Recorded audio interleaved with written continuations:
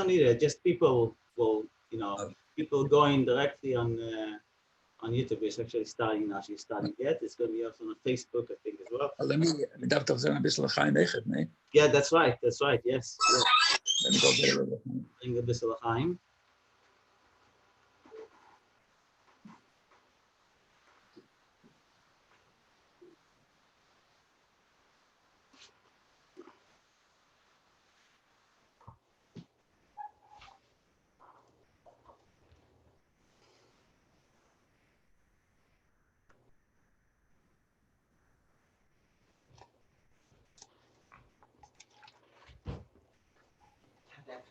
Anywhere in the house, I look in the drawer.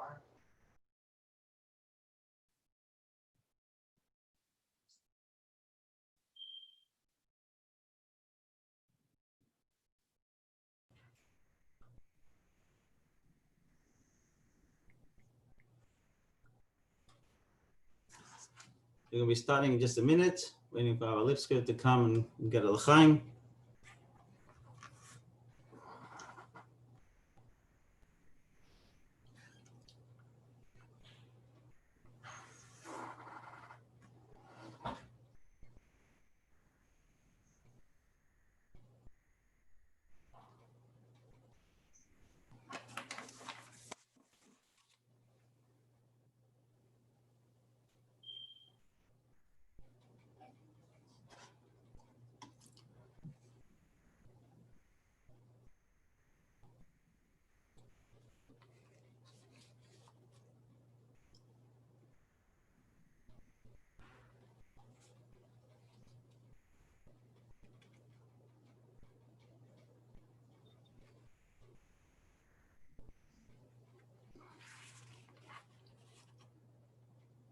Everybody is joining us.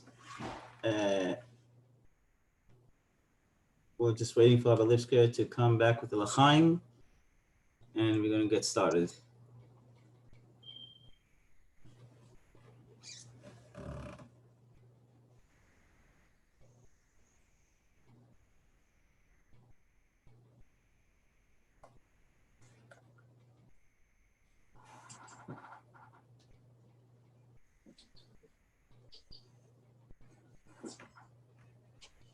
Okay. A good Woche, everyone. L'chaim, l'chaim.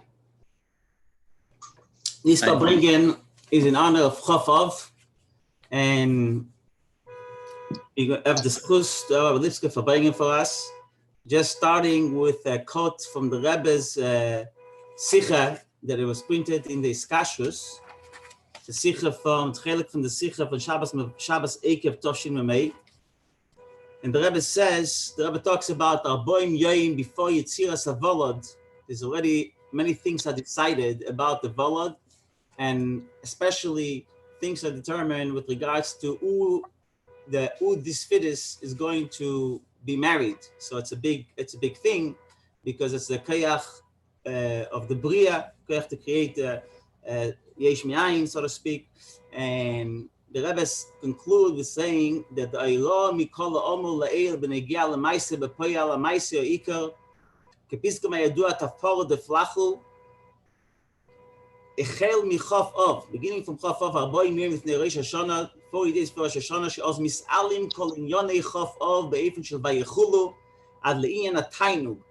Yesh la'aseh shturim v'tumel b'chol ha'koshur la'avedas ha'achana shel Rosh Hashanah ein b'negia la'atzmai ve'ein b'negia la'zulus. Daf machen ha'shturim, the Rebbe said, to make a shturim with regards to the preparation for Rosh Hashanah, with regards to oneself and with regards to one's fellow. Then the Rebbe says, shturim v'tumel ze yigroim levilbul chule. This shturim and tumel will cause a confusion. Sheken l'chol adam yesh seder kavua b'inyonim machshava dibur u'maisa. If a person has an organized thing with regards to machshava dibur u'maisa, v'l'ksheyesh shturim v'tumel, when we have a shturim and a tumel, then there is becoming a bilbul aseder, there's a confusion. Aval afal pichein bilbul ze u'bo'efen shel soiser al menas livnois. As a result of this bilbul, there will be a sofa and chidush. Ve'ein haroich legabi eifin ha'aveda shedif nezeh. Al derech shemotzinu etzlar bezeiro sheyosiv meo arboim Rabbi says in parentheses, "Ta'aniso de lishtakach gemora bavlo aminek t'shiyuch halov leilu shebein areichal delimut Talmud Yerushalmi."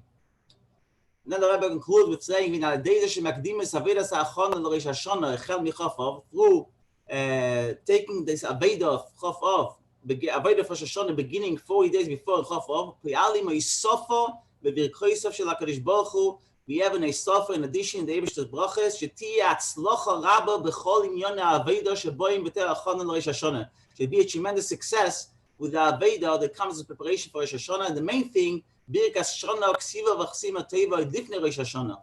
Shekin kvar be'er Rosh Hashanah leivshim levonim u'misatfin levonim l'fishiyedim shakadosh baruch hu eisel la'im nisim. You know, the Eibishter makes some nisim. And then the Rebbe concludes, especially at Piyamina Ge'edua she'echel mechamishasa b'av, beginning 15th of Av, we already bench each other at Birkas Ksiva v'Chasima Teva, and the Rebbe says, "Va'alevai she's kabel minag zeh b'chol tfusas Yisrael." So b'meile, this Farbrengen now also has to do with Chof, has to do with preparation for Rosh Hashanah. So Rabbi Lipskar, feel free to make a shturim and a tumul about Chonas Rosh Hashanah, whatever you feel is necessary to discuss this Farbrengen. Thank you so much for agreeing to come and Farbrengen with us. This Farbrengen is also broadcast as sincere live on YouTube as well, so a lot of people are going to be watching directly there. L'chaim, l'chaim. Chaim, thank you very much, Neir, l'chaim, to everyone on this Farbrengen. First of all, good Tavach. I suggested earlier to Reb Schneier that we should have a Farbrengen among ourselves. Everybody should do a little Farbrengen. So he told me that the Seder should be that one person has to speak a little bit, but everybody else can chime in whenever you want. The Chof is a very special day for us in an extraordinary way because of our connection to the Rebbe. And by the Rebbe, Chof was a very important day.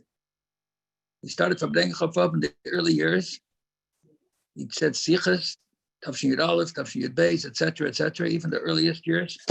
After that, Chof was a time that the special Mekasharim of the Rebbe made sure to be by the Rebbe Chof.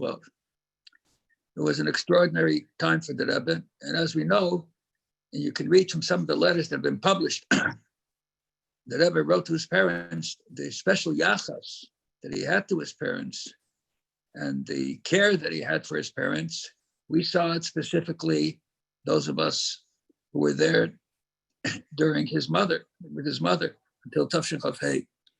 I was on a daily basis, he visited her, etc., and had special relationship there. And of course, you can imagine the relationship they had with his father. Particularly, we recognize that in how he gave attention to the smallest detail of the Rebbe's father's commentary on the Zohar, and with Farbrengen for hours discussing one word that he said or one concept that he mentioned, and stressed, of course, to everyone that it was important to learn his Torah. So Chof is a very special day for us, besides the fact that, as you just heard before, that it also relates to our general preparation for Rosh Hashanah, to our general preparation for the next year, Mitzvah Hashem, in a very positive way. And it also comes, it's a relationship that Rebbe, often during the Farbrengens, he would connect it also with Tu B'Av. The Tu B'Av and Chof come together in the same time, same period, that comes into a very powerful period of the Jewish people, a period of Shivat and Nechemta, that the Eibishter is Menachem us. In a very strong way, he's Menachem us. And in fact, in Nechama, the Rebbe stresses in a Sikha in the early years that there are some places that Rebbe writes, Tafshin Yud Beis, that people call it Ov, Menachem, and then some people call Menachem Ov, but there are some Kehillas that Rebbe said, some communities where they just call it Menachem. So what's the difference between Menachem and Menachem Ov? So the fact of the matter is that the consolation of the father, the Menachem Ov, is a transformation. Menachem itself is from Iskafia, which means you remove the concept of Ov and you only deal with the Menachem. It's Iskafia. Menachem Ov is that you transform the Ov into a total transformation. Like again, the Rebbe stressed the fact that the Yalkut Shemeni, that Yaveh Ari b'Mazel Aryeh, the Yachtiv Hadiel, Amenas Shiyave Adia, the Mazel Adia B'Yivna Adil, and the first Adia is Nebuchadnezzar, and the destruction of the Beis Hamikdash, and the second Adia, the Yalkut Shemayin, is the Eibishter himself. So the Rebbe asks a question: well, how do you relate that? He called the same name.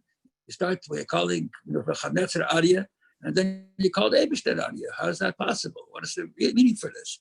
So the Rebbe said that the Kud is Amenas. The whole objective of Nebuchadnezzar is only that the purpose, like you heard before, that the purpose is not a concept of destruction, but it's a concept of destruction in order for construction. Otherwise, there's all kinds of questions regarding Baltashkas, regarding not being able to destroy Beis Hamikdash, etc. So Menachem Av is a very important time in terms of the consolation, that there's transformation, and that we saw with the Rebbe's father specifically. I want to stress here, I want to just give special attention to a Sikha that the Rebbe spoke about it in Tafshin Nun, Shabbos, Pashas Ekev, Tafshin Nun, and it's published in the Teres Menachem. It's published also, you have also the parts of the Sikha that were somehow not placed inside, it's also published already. So in that Shabbos, the Rebbe said that this Shabbos, Tafshin Nun, is a very special yahrzeit. The Hilula, the Rebbe said, of his father is a very unique type of Hilula, more unique than any other Hilula. Why is that? So the Rebbe said because it's 36 years after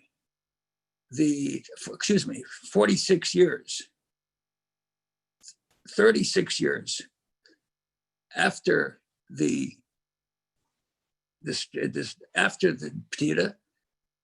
after the Ptira, Tafshin Nun, 46 years, and in that way, the Rebbe said that year is Begematria Levi. Levi is 46. So 46 years after the Ptira, and the Gematria is Levi, so it's a special relationship to the Hilula. So the Rebbe goes on to Bigarichas. What's the shaykhus of specifically Levi to the Hilula? Specifically, and I just want to mention this, not in the Sikha, and this is I'm just mentioning it because it just came to mind. You can disagree with this concept, but this year, 70 years, this year is also Tafshin Pei is 76 years from the Hilula, from the Yahrzeit, and Levi plus 30, and by 30 is a very important date by the Levim, because Levim started to serve not at the age of 20, they started to serve at the age of 30. So the Aved of the Levim has to do with 30. So this year also is a very special relationship to the Yahrzeit of the Chof, to the Yom Hilula of the Rebbe's father, Reb Leivik. So the Rebbe said, what's the concept of Levi? So the Rebbe said that we find in this parsha itself, in the Parshas Ekev, that Hivdal Hashem at Levi, Hashem separated Levi from the rest of the community to the extent that they did not have any portion in the land, they didn't have any nachla, they didn't have any land, they didn't have any business. They were on a different level. They were completely exclusive of the entire Jewish people in a certain way. It was a very powerful level that they were on, because they had to serve in the Beis Hamikdash, and their service was a Mesiras Nefesh service. That's the way it says. That the service was Mesiras Nefesh, that they really work hard, the assembling of the Mishkan, etc., etc. So the Levi his Aveda was connected to a separation in terms of holiness, to come to a different level of existence in his life. He had no relationship to the material world. He had a relationship only to the physical, to the spiritual world. That was his Aveda. At the same time, we also know that Levi had the obligation and responsibility, that he had to go teach Jewish people, and he was responsible to uplift Jewish people. And even while they were Mitzrayim, they were the ones that sustained a relationship of holiness, even in that very, very difficult environment. So you find over here, there's two extremes. At one point, the extreme is that they're separate from everyone. They're a dimensional separation. They're in a different space. And at the same time, they're involved with everyone, that they have to go and teach the people. They have to teach the Jewish people. and they're involved with the lowliest people. And on the contrary, they were involved in not only teaching the Jewish people, but they were involved in dealing with the Jewish people in this time that they were in the lowest stage of their existence. As it says in this parsha, first there was the Indian of the Chet Egel, and the Jewish people were in the lowliest state. And Moshe Rabbeinu brought Levi to fight against the Jewish people, to fight against the rebels. And then after that, there was the breaking of the Luchas. So you can imagine the lowliness, the low state of the Jewish people at that time. Until then, could have been that would be Mashiach. Moshe Rabbeinu would come down and Mashiach would be here. There would be no more Zuhama in this world. And as a result of the Chet Egel, which we are still trying now to cleanse, and according to the Rebbe, we already polished the buttons of our being prepared for Mashiach, but nonetheless, it's something that continues to haunt us until today. And after that point, it was a result that Levi had to be involved in bringing the Jewish people back to their normal state, to their high-level state. And not only did he bring them back to the high-level state, but he brought them back in a double measure, to fly with Teshia, because they got the Shlucha Shniyas, so they had the double measure. So not only was the Levi abstracted and on a different level from the Jewish people, at a different level, separate from everybody, separate from their physicality, but on the other hand, there was, you might say, the opposite extreme, that they were very much involved in the Jewish people, lifting them out of their most difficult circumstances. And the same thing happens by the Beis HaMikdash itself. The Beis HaMikdash itself, on one level, outside of Kedusha, there's 10 levels of holiness, and the Beis HaMikdash is the Holy of Holies. That's the place where it's the highest level of holiness. At the same time, what's the objective of Beis HaMikdash? The Rambam says clearly, the objective of Beis HaMikdash is to bring a korban. And what's the union of korban? It's like a chaya, a behemoth, an ox, a cow, a sheep, a goat, a bird, or to take flour, meal, and to bring it and burn it on the Beis HaMikdash. And it says, the kurbana, that the mystery, the secret of the korban, the essence of the korban, is it comes to the essence of the Ein Sof. This is a korban. And not only does it come to the essence of the Ein Sof, which is a very interesting concept, that the korban brought us not only to Ein Sof, because Ein Sof already is a reality. It's the reality of infinity. The Rosa de Ein Sof is like Kadmus Seichel. It's the origin of this Ein Sof. So the korban, this behemoth korban that a person brings, takes us to the highest level. At the same time, it says that when a person brought a korban, he elevated all the behemoths of the world, and he elevated all the agronomic structures of the world. Everything was elevated through this korban. So in the Beis HaMikdash, you had the Kodesh Kodashim, and you had a korban that you brought, the physical thing, you had to shacht it, and the meat of the korban, sometimes you burnt it, but most often it was given to the Kohen ate a part of it, and the Balabayis ate a part of it, and so forth. So you see also the two extremes, which is part of each and every one of us. From some perspective, we have to be a little abstracted from the world. We are beyond nature, so to speak, but beyond nature, within nature. That's how the Jew operates. We live in a natural world, and in this natural world, we also have to realize our connection to the beyond nature, which is a very significant factor and very important. And the fact that it's Shevet Levi, that Rebbe stresses in that particular sikha, he quotes again from the Rambam in the end of Hilchos Shmita B'Yovel, that over there the Rambam says, as we all know, that every single Jew that dedicates himself to the service of Hashem without any other consideration, he is considered to be on the highest level, can also be part of Shevet Levi, and he enters into the level that the Rambam writes, Kodesh Kodashim, which means even at the level of a Kohen, only the Kohen could go to the Kodesh Kodashim, the highest level. And so each one of us has that capacity. In fact, I remember once having a conversation with a rabbi of the Federation. His name is Greenberg, a very famous rabbi of the Federation. We talked about the Rabbi came to the shul. We had him Farbrengen a little bit. In fact, you know how sometimes these people, they have a different perspective. So he was telling us then, parenthetically, he says, Rabbi, it's a brilliant idea to put a mezuzah on a door. It's a brilliant idea because you put a mezuzah on the door, it identifies the house as a Jewish house. And the whole house becomes different. It's like putting a dot in a painting. The whole painting changes as a result. Here, the mezuzah is a brilliant idea, but he said, I would do it a little bit different. Why do you have to waste money and put a scroll in the mezuzah? The same thing, the same impact of a mezuzah. You can just send them the cover and put the cover on the door. Somebody argued. So you can see the difference with what goes on over here, how they look at things separately. So he said to me at that time, he said to everyone, he says, Chabad the Shevet Levi. He says, you can see it.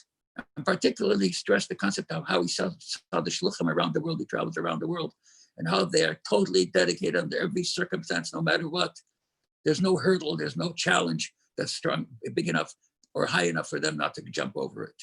The Chatchila Rebbe, that's the Nekuda, that's the Nekuda. In fact, I have a letter that I shared with some people that the Rebbe wrote in Tafshin Lamed Hey, he wrote to me a letter. He wrote to myself, Sholom Doivbeh, together with the Shluchim. It's a very interesting letter because it was a prototypical letter, the Rebbe's Savyat Koche signature. And at the end of that letter, the Rebbe writes, and under the Aleph of Aribah, he put a line, a pasach, put the line there with a pen.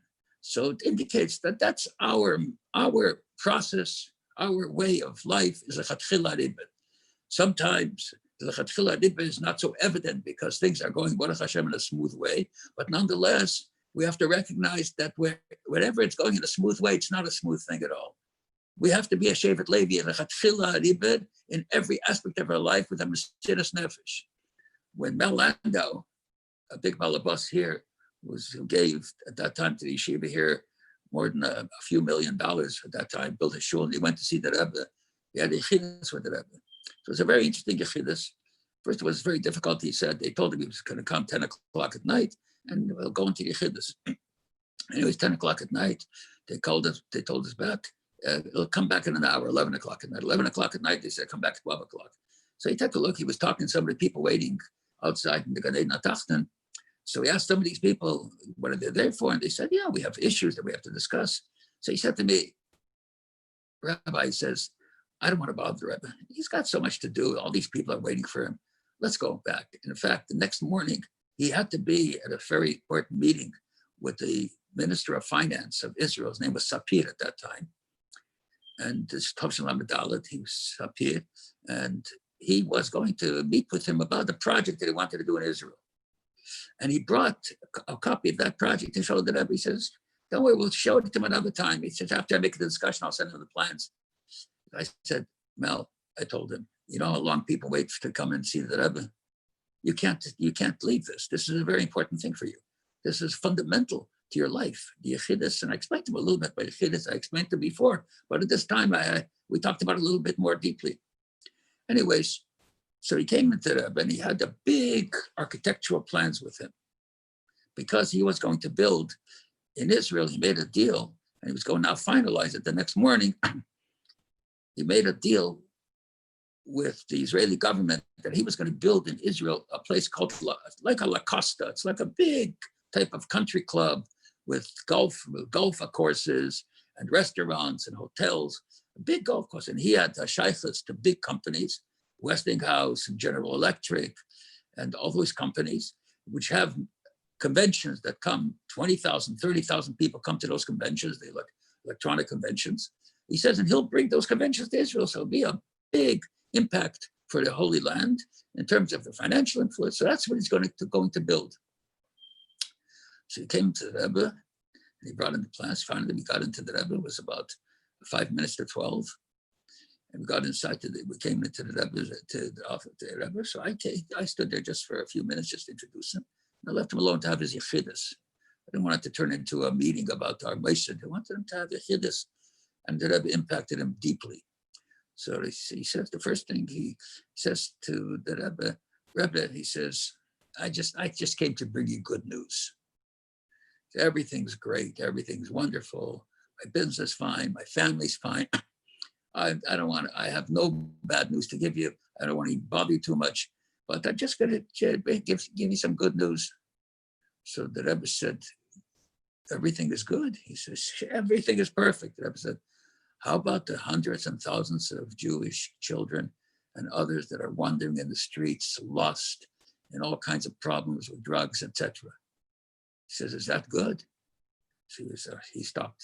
Suddenly he was confronted, he was challenged, and he had nothing to say at that time. Anyways, he continued. So that he said, I'm going to start working on it. We're going to work at it. He said, I've been encouraged in all the good things you did till now. You'll continue to do it. Then the Rebbe said, then he says to Rabbi, I want to share a project with you. And he pulls out his maps and pictures, and he shows him how he's going to have this country club in Eretz Yisrael. So the Rebbe looks at him and he says to him, I need to explain to him this, I'm going to build here and I'm going to build there, and there's going to be all kinds of spas and all kinds of sports activities, etc. So the Rebbe asks him, when you invite someone to your home, he says, what do you show them first? You show them the living room or the dining room or the library or the office, or you take them into the bathrooms? He says, of course, I don't take them to the bathrooms. So the Rebbe says, so why are you building bathrooms in Israel? Why don't you build a library in Israel? He shut him down. He didn't know what to answer him. Just shut him down. He was going to finalize the deal the next morning. Anyways, we left Yechidus. He was in Yechidus for about an hour. We left Yechidus. He was broken, totally broken. I could see in his face, he was expecting he's going to meet the Rebbe. The guy gave so much money. The Rebbe's going to say, hey, man, you're a great guy. Let's just say l'chaim and go back and say more l'chaim. Or, no, the Rebbe challenged him.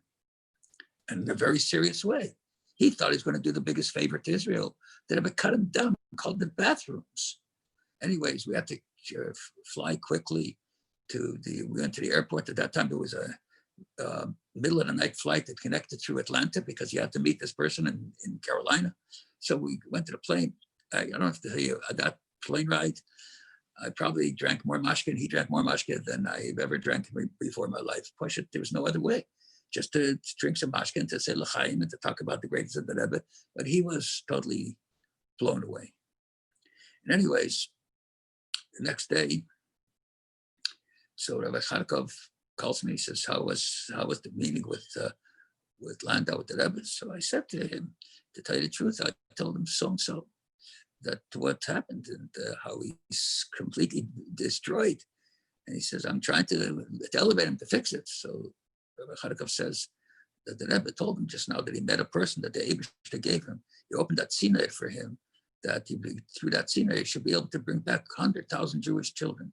He says, and he talked about not only sometimes a building is important with the foundations, and he's building the foundation. And he said, the Eibishter gave him a schus that even, the Eibishter gave him a schus, was afil yechabtus nicht. In any case, so I called Mel, I said, I just, the Rebbe talked to Rabbi Kharkov and mentioned the fact that he met an extraordinary person such as you. It didn't fix him too much. The next day we get a special delivery letter. So I got the special delivery letter and he got the special delivery letter. The Rebbe used to send me the same letters he sent him. So I should know what he wrote to him to be able to discuss it with him. The Rebbe starts the letter like this. He says, I was wondering that the natural way, he says, of meeting somebody, especially someone like yourself, that has done so much good in America, is to pat him on the back with plaudits and tell him how great he is and so forth. But I followed, he said, my instruction was the bon mot, which is the good word of my saintly father-in-law, the Frierdiker Rebbe writes, that he said that when two Jews meet, their objective should be how to help another Jew. And since I met you and I saw what your capacity is, I thought immediately that I would challenge you with formidable challenges that someone like you could achieve. That changes his whole life. It's not enough what you did till now. And we think about ourselves in our own lives, in our own relationships. And we have Baruch Hashem Atzlacha and Abba, we have the Shluchim here in Balavatim, wherever you are, on the Farbrengen. But you have to be a Shevet Levi. Shevet Levi worked with Mesiras Nefesh. Shevet Levi went out and did to Jewish people, even when they're the lowliest of circumstances. And that is relevant to you and me.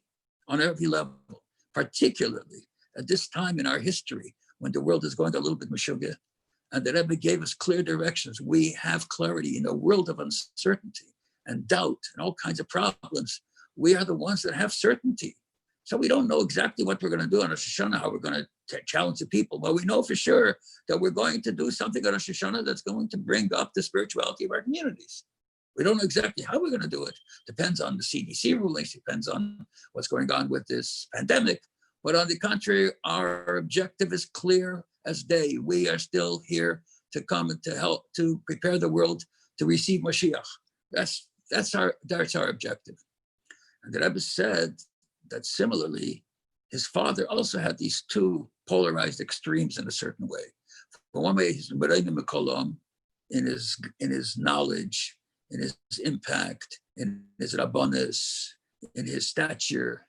And as you know, that the Rebbe Rashab told him that he should go get smicha from Brisk, because you had to go under those circumstances to get smicha from Brisk. And it's a very, very interesting story because, and in Brisk, he says, and the Rebbe said, the Rebbe told the story, he says, "Man kann sich vorstellen mit dem gut gemutscht," a person like that. That a chassid came, a Chabadnik, with the name Schneerson, and they came to Brisk, to the Prime, to get the smicha. That man good gemattert, the Rebbe said. So there, he was there during the Sukkot, so people came in to ask shilas. So the Chaim, he told the Reb Leivik that he should be with him to see how he rules on something. So he came back and he said that they have a problem, that they have a chutzner, and many buildings around the chutzner, and they built a sukkah, and they forgot to make an eruv chetzeres. So they didn't have an eruv, so they don't know what are they going to do on Shabbos. It was that time. So the Chaim said to Reb Leivik, "No, answer the question." So he answered him. He said, "What's the shaila here? The biggest, the sukkah itself is ma'ariv. The biggest eruv is the sukkah itself that brings everyone together." So he said, "Azar gut, wie kommt es azar guter Kopf und was hat es reingelegt in Kabbalah and Chassidus?" But that was the Rebbe was on a different level. You can see it in his face. You can see it in his presence. You see it in the various circumstances. At the same time, you know that he was totally involved with his community. The famous stories about how he got matzah for Pesach to make sure that the wheat was properly conducted according to the halacha, and he, in many ways, challenged the government because the government had certain mashgichim and they had certain mills that were doing it, and the Leivik said that those mashgichim, the wheat from that environment, unless under his jurisdiction, they shouldn't use for Pesach. It's not kosher for Pesach. You can imagine the loss for the government, etc., etc. On the contrary, he went to the head of the government, and at that time, the head of Russia, and he sat with him, and he told him the Indian, and it was very difficult for him to go, difficult in the sea of Echulu. And he was paled that they said that his wheat is proper for Pesach, and etc., etc. You see, in fact, the lowliness of his existence in some way was Levi took the Jewish people into the lowliest levels. The Reb Leivik, even in the time when he was in exile in Golos, in Chile, in the worst time of his life, and he was suffering tremendously with food. Told many stories that you can read about him that are told what happened at that time. There were Yidden Hasidim that sat with him, and were mashamish him, tried to do the best that they could for him, and they had to sneak it around. At some point, the doctor said that he needs to have chicken with a broth every day. How do you get a kosher? How do you get a fresh chicken every day? There was no refrigeration at that time. How do you get a fresh chicken every day? So at that time, a Jew by the name of Hirschel Rabinovich, Svi, and he would do it in a secret way, and then he would make sure that he came to the Rabbi. He found different ways in order to be able to get it to him. But the pain, the difficulty was extraordinary. The Rebbe said at that time that his being in Golus at that time, he quoted from the Minchas Chinuch, from the Chinuch actually, the Mitzvah Tov Yud, that it says that Golus is almost like Misa. And then the Rebbe says, and in certain cases, it's even worse than Misa. And that's a reference to the Gemara. The Gemara says in Ksubis about the Maisa with Hanani, Mishal, Nazaria, that Imole Nagdu, if they would have tortured him, then they would have Polchel Talmud. They would have bowed down to the cross. They were going to kill him, and they didn't bow to the cross. Why did they torture him?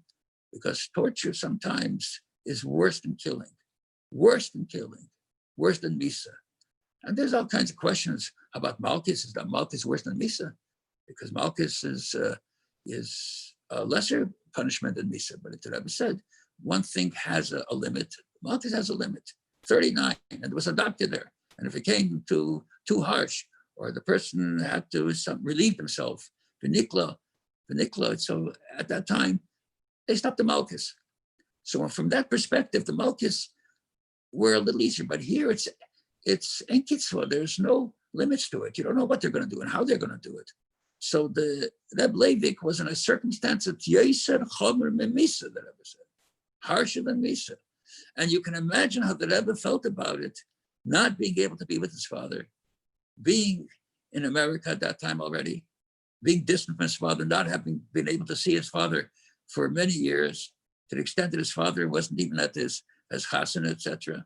So it's such a difficult time was there at that time. Do you imagine the Rebbe with his relationships, with his sensitivity, with his extraordinary being, simply from a human point of view, not even dealing with a Rebbe point of view, with a human point of view. You can imagine how the Rebbe felt under those circumstances. He said, an Adarab, it's there in that Golus that Reb Leivik did more than you could under any other circumstances. And he gives an example. He says that the works that the Reb Leivik wrote, which were on the margins of the Zehad that he had there, he says there was no ink. They had to make ink, as you know, the famous story about the ink and so forth. And the famous, how the Rebbe Smechana, she had to produce the ink and there was no paper, had to write on the edges and so forth. And he says, that is the works that have been published. Those are the works that we're learning from Reb Leivik. The things that he wrote, the thousands of pages that he wrote, that are still not here. It's part of the library that they haven't given us. Those thousands of pages that have never been published, those that when he was living in the highest levels, he was living in a city. It was a city of 50,000 Jews. It was a powerful city. It was a powerful position. It was a government recognized position with the covet, etc., etc. So in this goals, that's Yosef Chamer Memavis, Reb Leivik did more than he did in a certain way, impacted the world, and not only impacted Yidden. The Rebbe said he impacted the Goyim as well, because when he was in Katzinislav, when he was the Rav, before he was sent into exile, at that time, he says, because of his tremendous knowledge of secular things, and when the Rebbe Rashab wrote letters to various people in order to make sure that he became a Rav in Katzinislav, and how important it is, so the Rebbe Rashab writes that he's a person that's not only deeply knowledgeable of the highest levels of Torah, in beyond description, but he's also someone that knows worldly matters. And in worldly matters, the Goyim would come and get his advice, and he would influence them to Shem Mitzvahs, the Rebbe said. So not only did he influence the Achenu B'nai Yisrael, but he influenced Moshe the Goyim, he influenced the whole world, and impacted the whole world in such a way. And that's why Reb Leivik, he represented the double faction. In one way, the double faction. In one way, he was in the highest levels. In his pristine state, Kubal, he probably entered into those special spaces that he understood what was going on. In fact, the story is told and it's published already, that just before his neshama left his body, so he asked him to bring some water so he could wash Negavasa. And even though until then he didn't speak, his lips were moving, but they couldn't hear anything about what he said. In fact, one person, they bent down to hear, and all they could hear is, if it said the Mashiach, they heard those words. But at that time, at the end, already, when his neshama was about to leave his body, so there were those that were standing right next to his bed, and he asked for Negavasa. And then he said, all of a sudden he opened his eyes and he said, darf sich übernehmen, Greiten aufgehen auf den zweiten Seite. We have to get ready to go to the other side. So can you imagine? So that's the level he was on. He was on this physical world and in a different space. And yet in this physical world, he impacted tremendously. And in fact, the Rebbe stressed that the Kodesh Kodashim, what's the meaning of Kodesh Kodashim, what the Eibishter was, the Shechina itself was there. Eid Ein Sof, Kaid Matzimtzum, came into the Shechina, into the Kodesh Kodashim. It was a special place. Mokim Adonai Min Hamida. It was nature outside of nature, in nature, beyond limits and limits, on such a level. So he says, what was the objective of going in? The objective was to do something in this physical world. So this aspect, it drives us to recognize that however we're accomplished and whatever we've done and whatever we're doing, which is great, which is fantastic, and the Rebbe answers on the Tzetlach Tachtach, etc., and the Rebbe answers on Tzetlach that he gave him Nachas Gadol, etc. The Rebbe says, I'm very happy with what you're doing, but you're not doing enough. You didn't bring Mashiach. Because for every single Jew that's part of our community, there are 10 Jews that are not part of the community. And I know from my own circumstances, Baruch Hashem, there's a lot of Yidden in the shul, but we have 5,000 Jews, approximately, in 33154, and at least half of them are not connected to any place. You meet them from time to time. They're afraid to come in, so you have to find means and mechanisms, and there's no excuse. Because when Mashiach comes, these guys are going to come to you and knock on your door and say, why didn't you put on tefillin with me? Why didn't you tell me about Shabbos? Well, I didn't think you would listen. I thought, you were not so distant. It wasn't part of your life. You'd find a way, because it's a life and death issue. And Mesiras Nefesh. Like the Rebbe Levi, Mesiras Nefesh, and the Rebbe said that's an objective of each person, and more so. And that sikha was an extraordinary kind of a sikha. The Rebbe talked about Histalkus. So once before, when he talked about Histalkus, also in Tafshin Beis, Histalkus, he said that what's the meaning of Histalkus? A person is Histalik Kaidim Zmanei. So he says, because he explained the difference between Achishenu and Be'itay. Achishenu means he skips the time frame. He goes beyond the natural. Be'itay means in his right time. The Rebbe related it to the fact of a person's life. Sometimes a person lives in this world and he has to get to this thing. He has to get things done. And when he goes and he does it in such a way that it's Achishenu, then his life sometimes is taken in an earlier time. But then he speaks in Tafshin Nun, he said that what's the meaning of Histalkus? Histalkus is the neshama leaves the body. Neshama leaves the body, so the neshama is now in a higher space. Imagine the neshama now is pristine. It's in some way disconnected from any limits.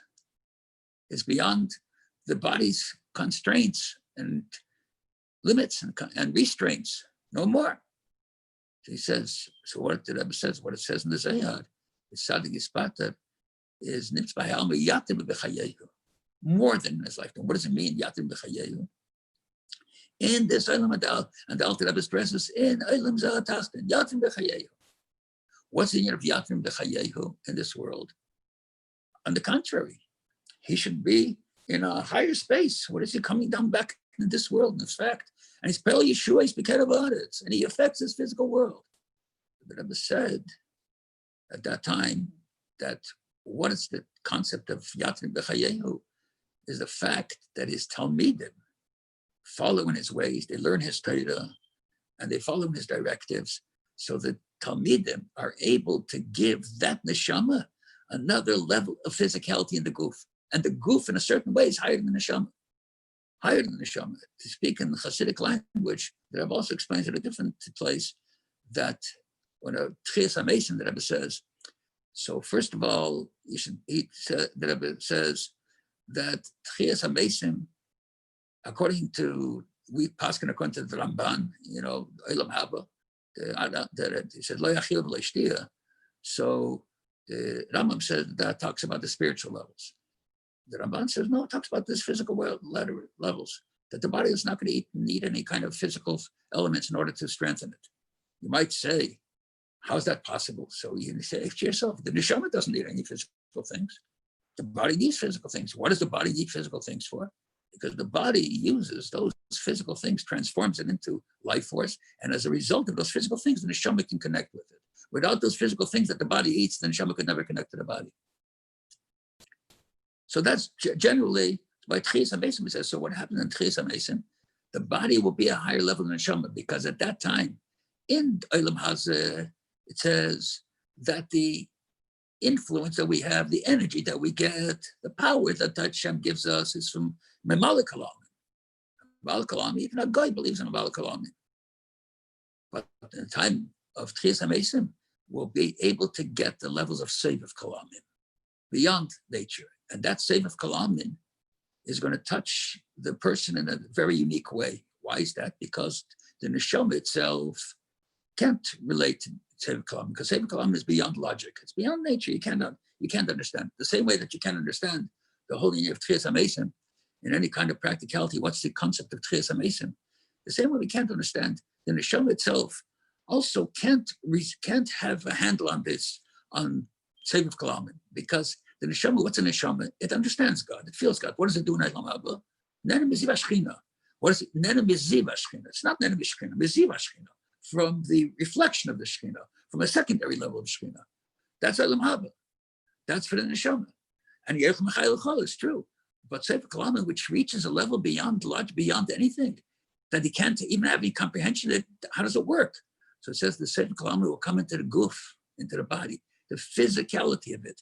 And he says that Yatim B'chayeyu means that the Talmidim of the neshama of that tzaddik is relating to the Reb Leivik.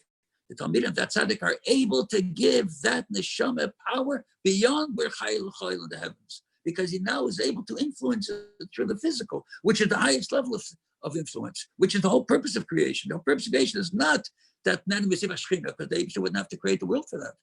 The neshama was Tzadikas Vei. He came down from that space. What do you need it for?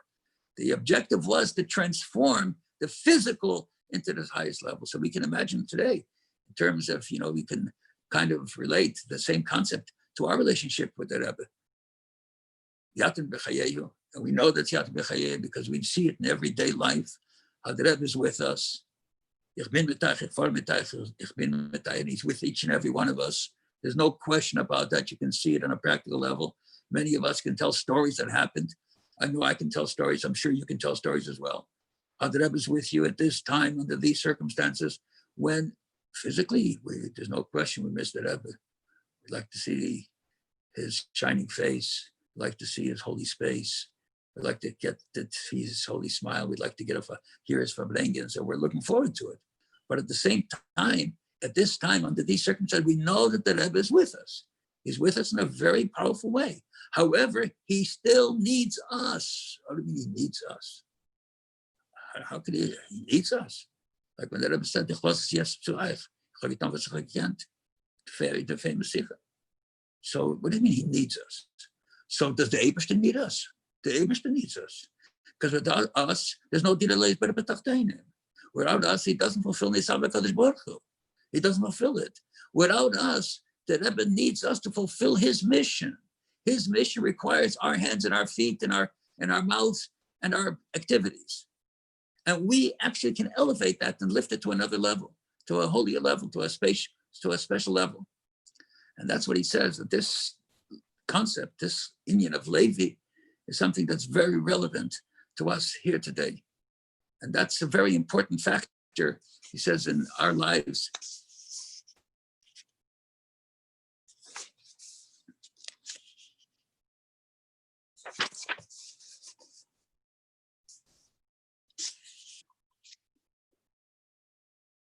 In our lives, it's much more important today than any other time.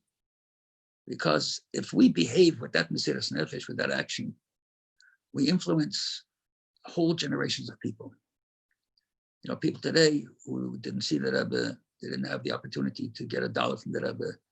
And they asked the question, you guys saw him, you were there, so you guys, it's easier for you, but we never saw the Rebbe. What can we do?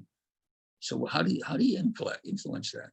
So you explain to these people, not only by giving them some kind of intellectual interpretation of how that works, because intellectual interpretation, they know it also. They read the books, they read the Sfarim, they learned Chassidus, whatever. But you explain to them that your behavior is a reflection of the Rebbe's behavior. The Rebbe wants us to do this. That mesiras nefesh, that selflessness, that's a critical factor in our lives. That has the greatest influence on Chassidim, the greatest influence on people. When a person sees you and he sees how you operate on the highest levels, he knows that that's the kind of person that the Rebbe, only the Rebbe could have established that kind of a person. Only the Rebbe could have created that kind of power in the people, transformative power to change the world. The Rebbe's objective was not to build a Chabad house in Bal Harbor, to build a Chabad house in Tallahassee, to build a Chabad house in Brooklyn. That, of course, is part of it. The Rebbe's objective was to have a transformation of the world, to change the whole world, transform it from the top down, from the bottom up, in both ways, in both circumstances. And unless we make that transformation, it's not happening right now. It's not going to happen in Ma'ila Lamata, because Ma'ila Lamata only gives you koiches, but Ma'ila Lamata is not going to happen. The spirit is going to run into somebody's office and put on film with it. A spirit's going to run into somebody's office and they're going to make him put a penny and stuff it. It has to be practical. And let me tell you something. The Rebbe gave us language that is so practical and it's so accomplishable. We're not dealing with impossibilities. A balabas of mine, a Baal Tshuva. The Rebbe wrote him one letter in his life. He wrote the Rebbe letters. He was very close to me, very close to me. He became Baal Tshuva, a real Baal Tshuva. Doesn't have a beard, doesn't wear a sittuk, but he wears tzitzis, wears a yarmulke, puts on tefillin every day, and learns. He's already learned the Tanya a few times. A transformative person. So he called me the other day. He said, Rabbi, I've been thinking a lot. I've spent some time on my own. And I have been thinking a lot, and I have a very good idea. So what is it? Yeah, I said, we're going to call it the pledge. We're going to make a great pledge. What's the great pledge? He says, every single person that you know, you're going to get him to do 3 things. You're going to get him to daven every day. You're going to get him to give tzedakah every day, and get him to learn a few minutes every day. And he started telling me how he planned it. That tzedakah every day, tell him if he's not doing nothing, just say Shema Yisrael. Tzedakah, we're going to give him put on a penny every day. He said, like me, a penny, put on a nickel, put on a quarter. He says, Shema Yisrael. To learn, instead of a book like Daily Wisdom, something you can read 2 minutes a day, and that's it. So I thought to myself, it's about time to get working with this. This is a balabas sitting at the side who is a businessman, successful businessman, and he has much more things to do than think about how to make sure that we connect every single truth. He says we're going to turn this into a global. It'd be called the Jewish Pledge. That's called the Jewish Pledge. I want people to sign up for the pledge. The pledge to do these 3 things. He says that you can write to these people, or tell them that tzedakah is equal to the whole Torah. Tzedakah is the general central mitzvah of the Torah. And how he says, can you imagine? You could write them 5 minutes that will change your life. 5 minutes that will change your day, and explain to them how prayer is a connection to Hashem in the most dynamic way. The whole word of tefillah, prayer. In fact, coming back just parenthetically, the concept of Levi, you love Eli, but the concept of Levi's connection is unity, their highest level of connection to the Eibishter. That's represented by Levi, a total dedication. So he says tefillah, and Talmud Torah Keneged Kulam. He didn't know the Hebrew words for it, but he said, isn't there something special about Torah that's equal to all the mitzvahs? Yeah, Talmud. He says, explain to him, can you imagine if you said to your friend, I want you to give me 5 minutes a day or 3 minutes a day, you're going to change your life. The whole life will be the most important 3-5 minutes of your day, because it's going to affect everything else. That's the practicality of this. The practicality of Chof, of course, it's a Yelula. And we think about the Rebbe, and we think about Rebbe Leivik, and we learn his Torah, and we look into his Kabbalah, and we tell stories about him, etc. and we recognize the importance of the day. But the practicality is the part of the placha. What are you doing? Don't tell me how you're celebrating. Tell me what you're doing, how you're making a change in your life and the life of your community, the life of another Jew. And that's the only way that we're going to fulfill this whole mission in a practical way. Like the Rebbe said to Lando, you're happy, things are growing great. How about those thousands of kids that are running out in the street doing nothing? In fact, as a result of Farbrengen that the Rebbe had in Tafshin Mem, the Rebbe said that during the summertime, the Rebbe spoke about Jews in prison. Then he continued a few sikhs after that about certain questions, going to Rabbi, etc., the Talmud Shigolo, the Rambam, and the reason why a person is in exile. But what was the Rebbe concerned about? Like nobody else was concerned. Who was concerned about Jews in prison? So we have a project, maybe we have a program, we're going to go visit a Jew in prison. We're going to have it once a week. But to be concerned about the Jew in prison, to be concerned about a single little girl, famous story that happened with me. The Rebbe is concerned about every single Yid.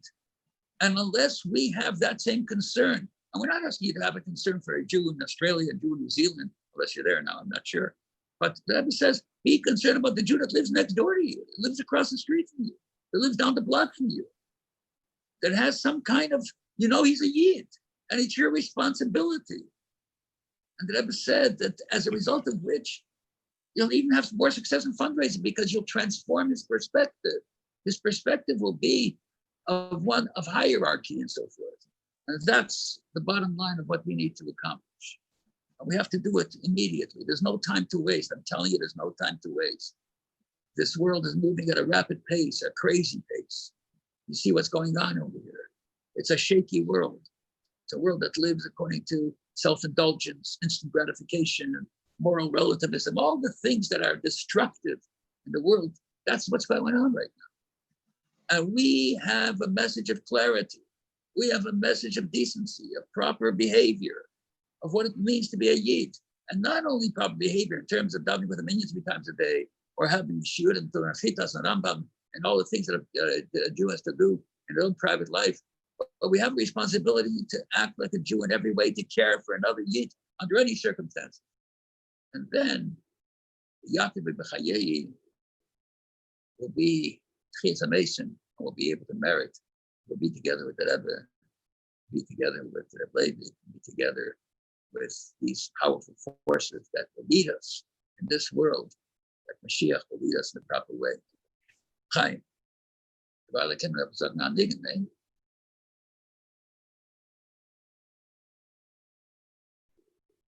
Yeah, we're going to put a nigun on. Just a second. Let's have a nigun, whatever it is. Yeah, let me share the screen and we could watch a little video. Just wanted to say l'chaim, and in regards to what you mentioned, interesting about 2 things. First, about the tzedakah. Every day, we're just talking about it with my community today, that there's a sikha from the Rebbe about Pashas Eikev. Rebbe talk Eikev, why mitzvah kalas, Eikev mitzvah shalom dosh ba'akevo, why is a mitzvah kala you get more of schar than mitzvah chamura? The Rebbe says because the mitzvah kala, there's 2 schar mitzvahs. One is a schar for every mitzvah. One is a schar for a mitzvah. What mitzvahs depend on your level of sacrifice and your level of whatever you put into it. And mitzvah kala, people are, usually say, what's a mitzvah kala? What's a mitzvah kala? So I was telling them what you're saying is giving tzedakah every day. You'd think if I get a yid to put on tefillin, yeah, but if I can't get to put on tefillin, no.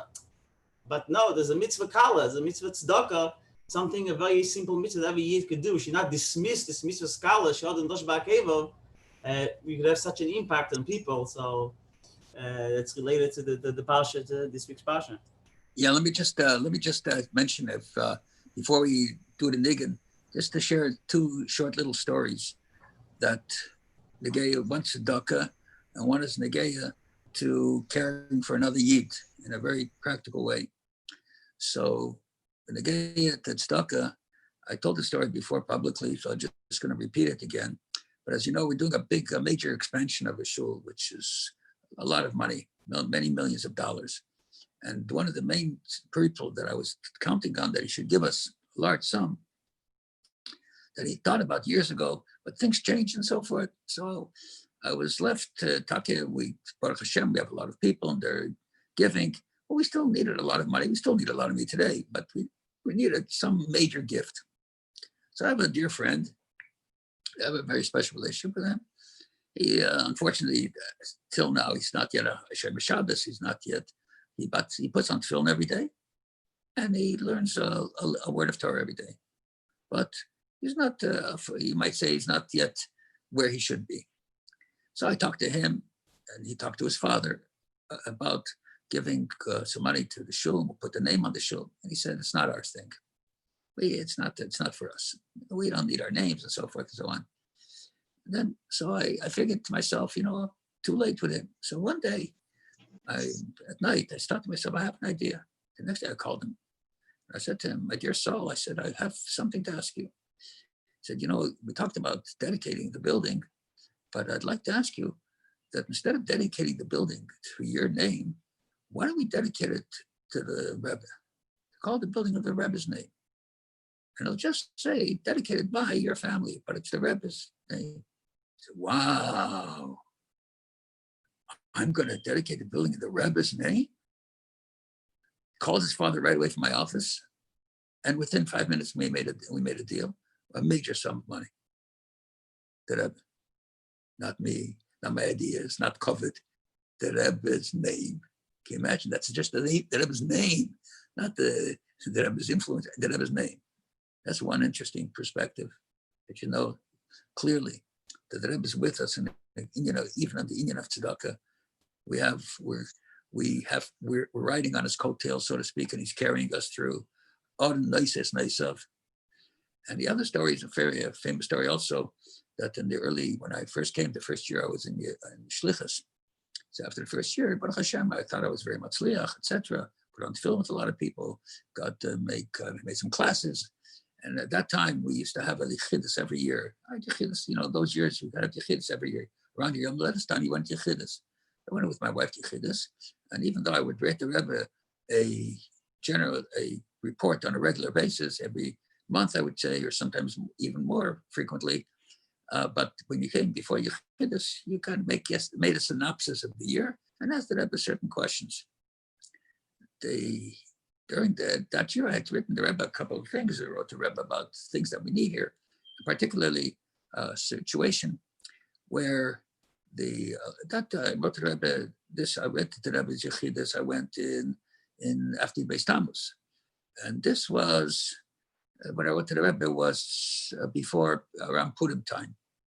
That we met this young lady, a young girl on the street on Shabbos. She was lost completely. We took her to the house and so forth and so on.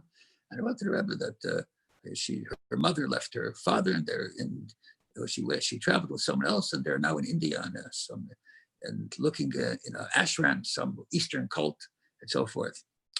When I wrote that to the Rebbe said to me at that time, she should try to make sure that she has a get, her mother. Anyway, I tried a little bit and so forth and so on. Rabbi Moshe Feinstein was here at that time, and I said, I can't find her. What should I do? And Rabbi Feinstein says, well, if you can't find her, there's nothing what you can do. But, you can't find her. And so I dropped it. I didn't pursue it any longer. I pursued it for a few days, and I didn't do it any longer. When I went to Chiddush, and I put in this report, and I thought to myself, I'm going to give the Rebbe a lot of nachas ruach. So the Rebbe, the Rebbe, when you go into Chiddush, he had like a pull-out on the side, from the desk. Sometimes you have a side note, a place that you can write or put something on, pull out a desk. So he had such a pull-out on the side, and the Rebbe would sit on the side, and he had a tiny little pencil in his hand, and he would read down the page. Like took him one page, it took him like a minute or 2 minutes to read. He just read down the page, didn't read across, very quickly, and then he took a pencil and he would make a little note on the side. Like I don't know what kind of thought to what he said, but he'd make a little note, and then he said, and then he would answer you. But again, it's a das reflext. So he'd answer this and this. Sometimes he didn't answer certain things. As soon as he finished reading, he looked up at me. Was mit die junge Frau, was das geschrieben wegen ihr? So I'm thinking to myself, I didn't remember what the Rebbe was saying. Young Frau, what I wrote to the Rebbe, I pushed it, it's in my mind. all of a sudden the Rebbe's looking at me. You know, when the Rebbe's look at you like you're staring in the sun in the middle of the day without sunglasses. And all of a sudden I started shaking. I remembered what the Rebbe said. And I started shaking to such a degree, and I tell this, really, the Rebbe's floor is wood, that like a woodpecker, I started shaking. And I was so embarrassed that I had no answer to the Rebbe, and I didn't follow through. I didn't hear anything that the Rebbe said that time. My wife told me then later what the Rebbe said. It was beautiful brachas, etc. I ran out, came out of the Rebbe's room, and I went to work. And I left no stone unturned until we found this woman. And we found this woman and we made sure that she had a get. And so forth. We got to organize it with someone, with a rabbi in Europe. We organized the whole thing and it was done. Found her husband, he sent her to get. And I wrote to the Rebbe that the mission was accomplished. But I'm thinking to myself that this smart aleck, me, you come back and you say, Rebbe, look what I accomplished. I want to give you a nachas. And the Rebbe looks me right in the face and he says, but you forgot this little girl. You forgot this one neshama. How did you do that? It taught me a lesson for the rest of my life, obviously. So just two interesting stories before we go to a niggin. I don't have a, anyway.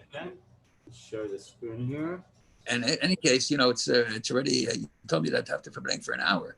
So it's already, I see the watch is already 11:06. So if anybody else wants to Farbrengen over there, I'd be happy to hear. Well, there's no limit. As long as people are here, you can Farbrengen all night. So we'll leave it to some other guys to say a few words. It's not like this is not a single conversationalist. Yeah, anybody who wants could unmute himself. I'm just going to put the niggin and then we'll get anybody who wants to maybe ask questions. Let's do it, and then we'll see. This is Alish to sell the niggin.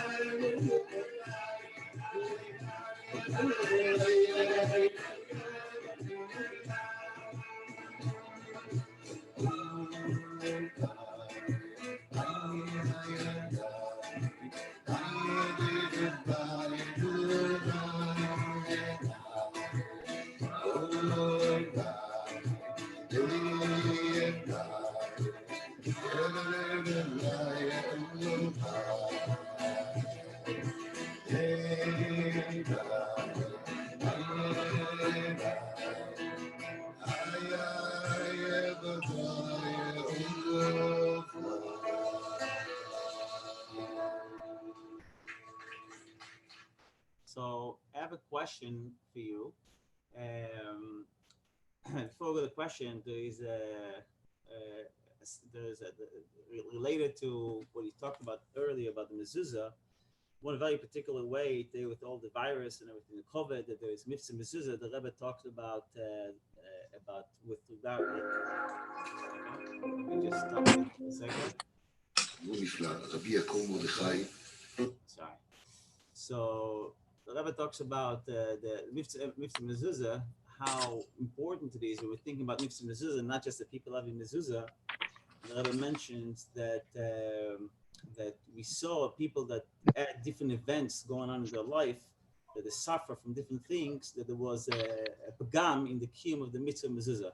Like he says, like the name was written, that they didn't see even the shin dalad yud in mezuzah. So even something that small was missing by them. The Rashi Tevis of Shem Dalsis Israel. So the Rabbi says that every Jewish home should have a mezuzah and all the doors that are chayavim mezuzah, and they should be set according to the halachas. I mean, even the proper place with the mezuzah, not only just kosher mezuzah, but it should be properly placed as well. Just be meir on that you mentioned earlier as well.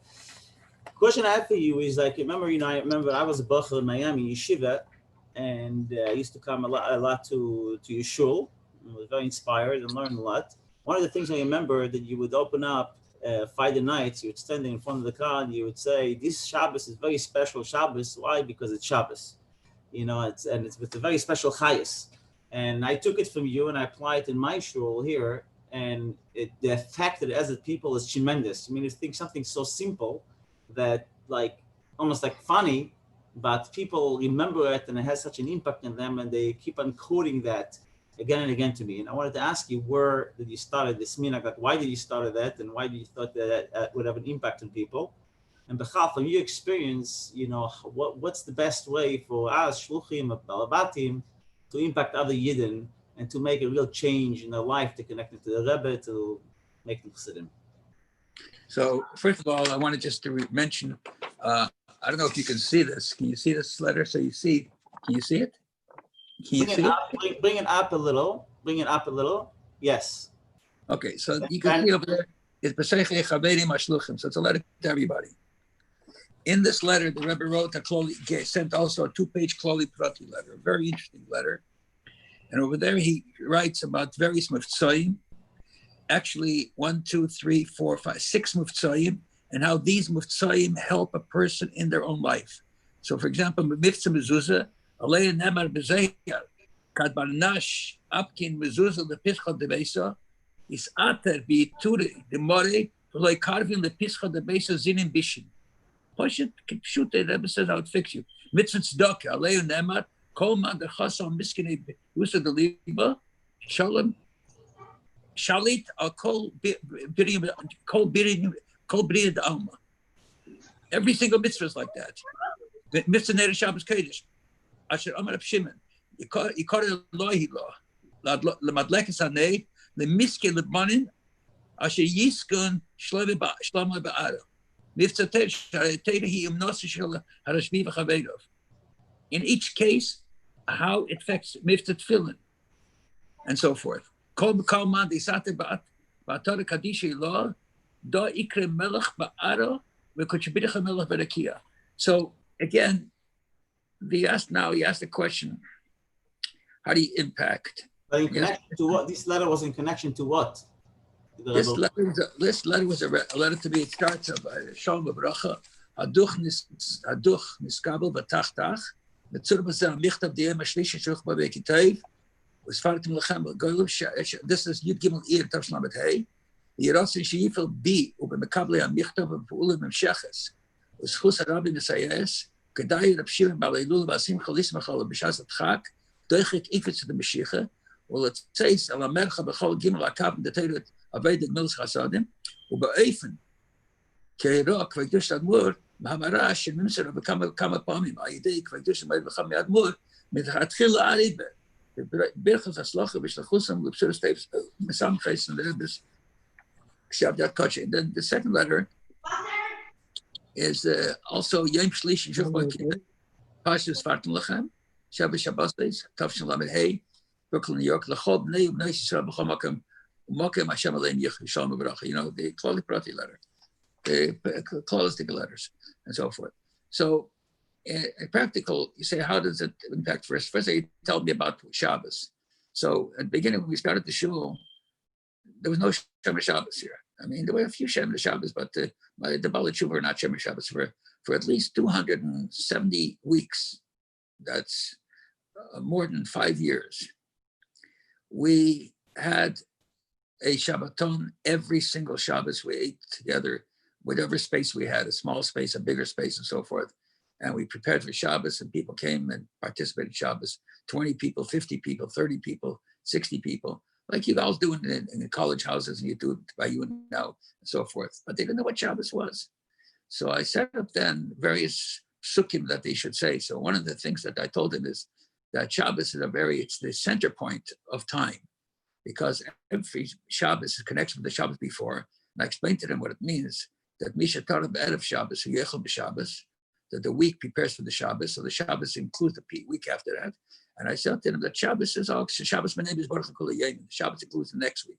The next week also includes the next Shabbos, because we bench Rosh Chodesh, even if Rosh Chodesh on, if Shabbos is Rosh Chodesh. So the whole week is included in that Shabbos. So Shabbos connects every single week from the back to the front, all the way back to Shabbos, the first Shabbos, Ma'aseh Bereishis Shabbos, when Vaychol Hashemayim Baruch Tzvaim, until the last Shabbos of coming to Mashiach. So this Shabbos, I said, includes every single Shabbos that we ever experienced before. And it's an extraordinary day.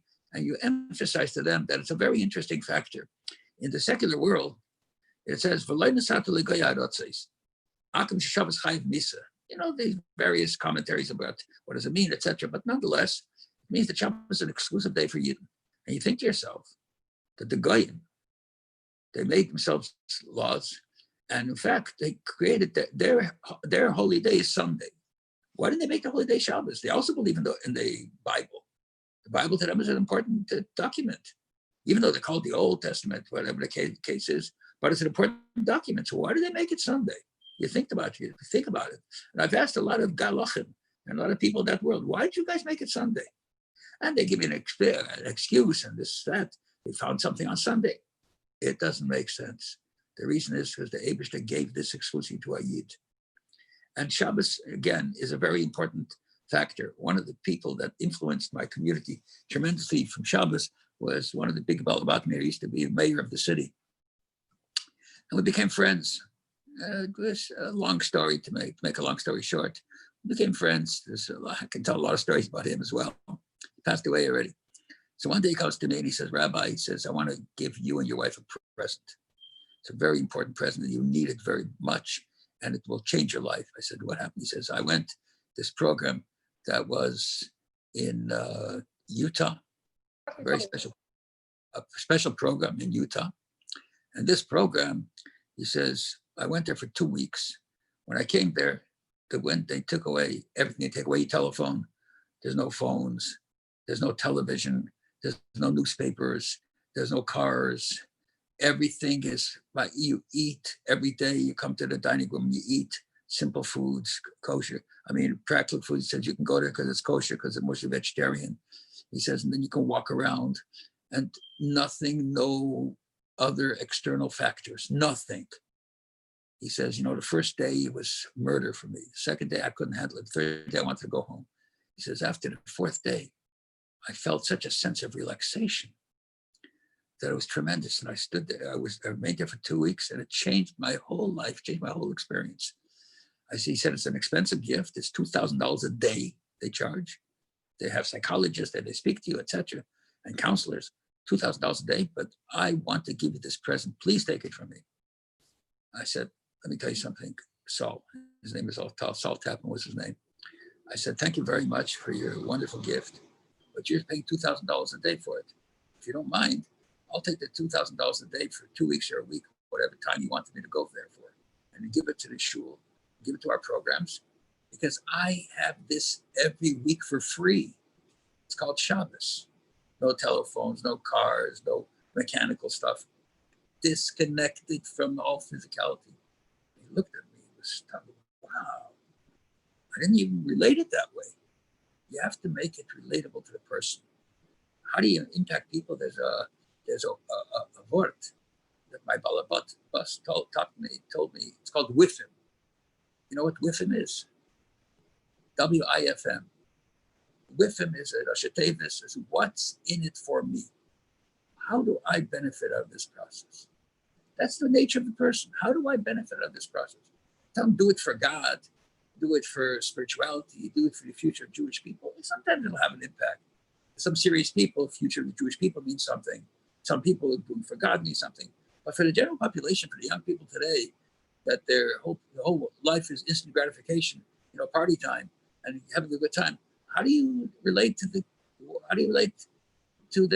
their self? What is in it? What's in it for me? You have to be able to show them that this way of life works. That's the key. It works in a practicality. It works in relationships. It works in success.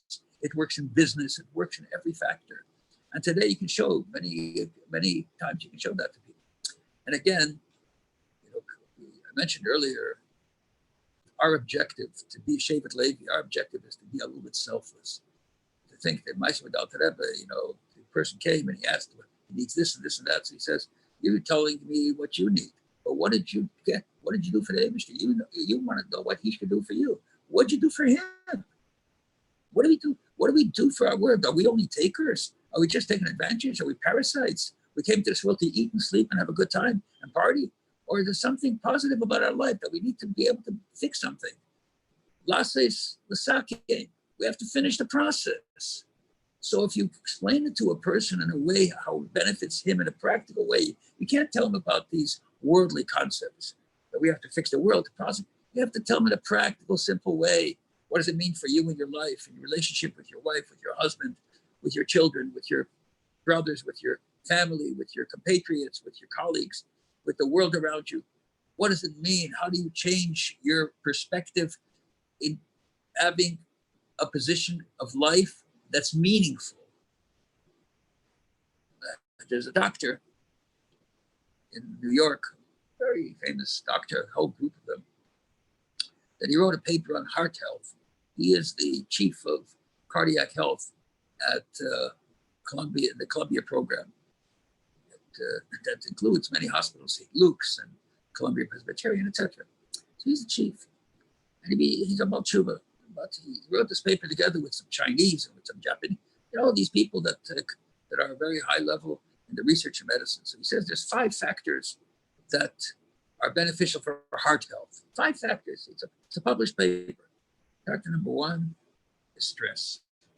Gotta get rid of stress. Number 2 is diet. Number 3 is exercise.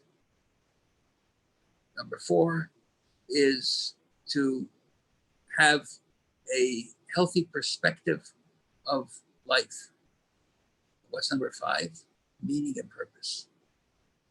How does that have to do? It says it affects the organs, it affects the heart, it affects the veins, it affects the whole system. affects the operating system. What's in it for me? That's the way you have to address it. I know it sounds a little selfish, but not everybody went to Temchat Minim, and not everybody learned Chassidus. Not everybody, and even those that did learn Chassidus, they also had the question, what's in it for me? What do I get out of this process? How do I benefit from this program? And so forth. So that's the short answer, basically, on that level. And first, and the second thing is, as follows, they have to recognize in a very practical way that your relationship with them is one that you don't have an agenda to make them more religious. You have an agenda that you care for them. Why should you shoot they care for them? So when they have an issue, you're there to be helpful for them.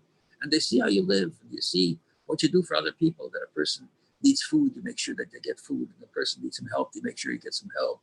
A person has an issue, you make sure you try to solve the issue for him. So any aspect he knows you care about him.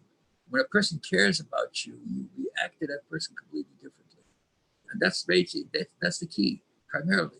You have to care about the second person in the most dynamic way, the most personal way. And only in such a way are you able to be successful and be able to accomplish what you have to do.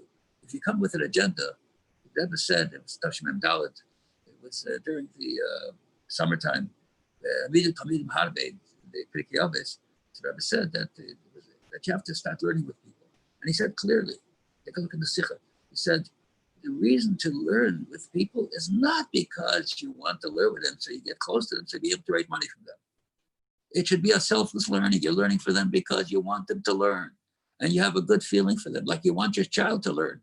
Not because you want your child to learn so that when he grows up, he can make a living. You want him to learn because he's connected to Torah. He's connected to the Eibishter that way. He says, and in that way, you're going to raise the person, you'll have raised even more money than if you did it with an objective, if you did it, so to speak, in a conditional manner. So that's the key. You have to care about another person. You have to feel that what's in it for me on a practical level. They have to see a certain element of sincerity. And generally speaking, when you're trying to influence a person spiritually, don't go for the money. It comes. My biggest gifts are not people that I asked for money because I knocked on the door and said, I need money because I have an emergency, I can't pay my lights. Those were the worst fundraisers I had. I used to get some money that had Rahmanas on me, but the next time I called them, they didn't answer the phone, or the guy's coming up with another problem. The most effective relationship that I have with people that are the large donors that are necessary in order to keep everything going, whether it's an Aleph, whether it's in the shul, it's people that you care for them spiritually and they realize it. So there's never a time when a person will pick up the phone from me or he won't call me back, because 99 out of 100 times or 49 out of 50 times, I'm not going to talk to him about money. I'm going to talk to him about his life. I'm going to talk to him about his benefits. I'm going to talk to him about his family, his children, about how to go to a higher level. And every single time, another very important factor. Every single person I talk to, every person I talk to, every meeting I have, I start that conversation with a short word of Torah. I say short, 30 seconds. I prepare it's 30 seconds, just a 30-second word. And I can say the same 30 seconds to that whole day to everybody I'm talking to. I don't have to create new 30 seconds or a minute. They love it. Right now, people that are used to it, they say, Rabbi, what's the word of Torah for today? They call it the word of Torah. I have a meeting. The president says, okay, on the agenda, it says word of Torah. That's how we start, because the Rebbe said so. That enters into a whole different space and a whole higher level. I hope that answers your question on some level. So a follow-up question for that is, when you come to a Yid, that obviously, Mekabel HaTorah, Eves Abrius, and Mekabel HaTorah, is that in a price, even if it means that you don't put out tefillin the first time you meet with them, you just show them you care for them? I want to tell you a story about a doctor that's here. And we became also very close. He writes to me, he thinks about me, etc., etc. He's a very important doctor, and his wife is a very important educator in a Geisha, in the best Geisha school here in South Florida. And their children, also, they grew up totally secular and so forth.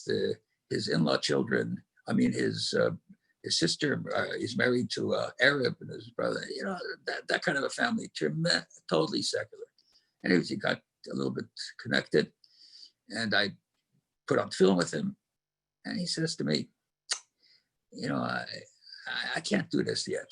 So what does he do? He says, I'd like to have a talus. A talus he wants. And he wants a white talus. So I get a big white talus. He's a big guy, a white talus. So he says every single morning, he puts on his talus, and he says, I hold the tefillin in my hand, and I get connected. I am solely connected. I said, well, the next stage is you got to start putting on your head and putting on your arm. He said, well, that's the next stage. But I didn't criticize him. I didn't say, it's nothing, don't waste your time, don't hold. Beautiful. I said, fantastic.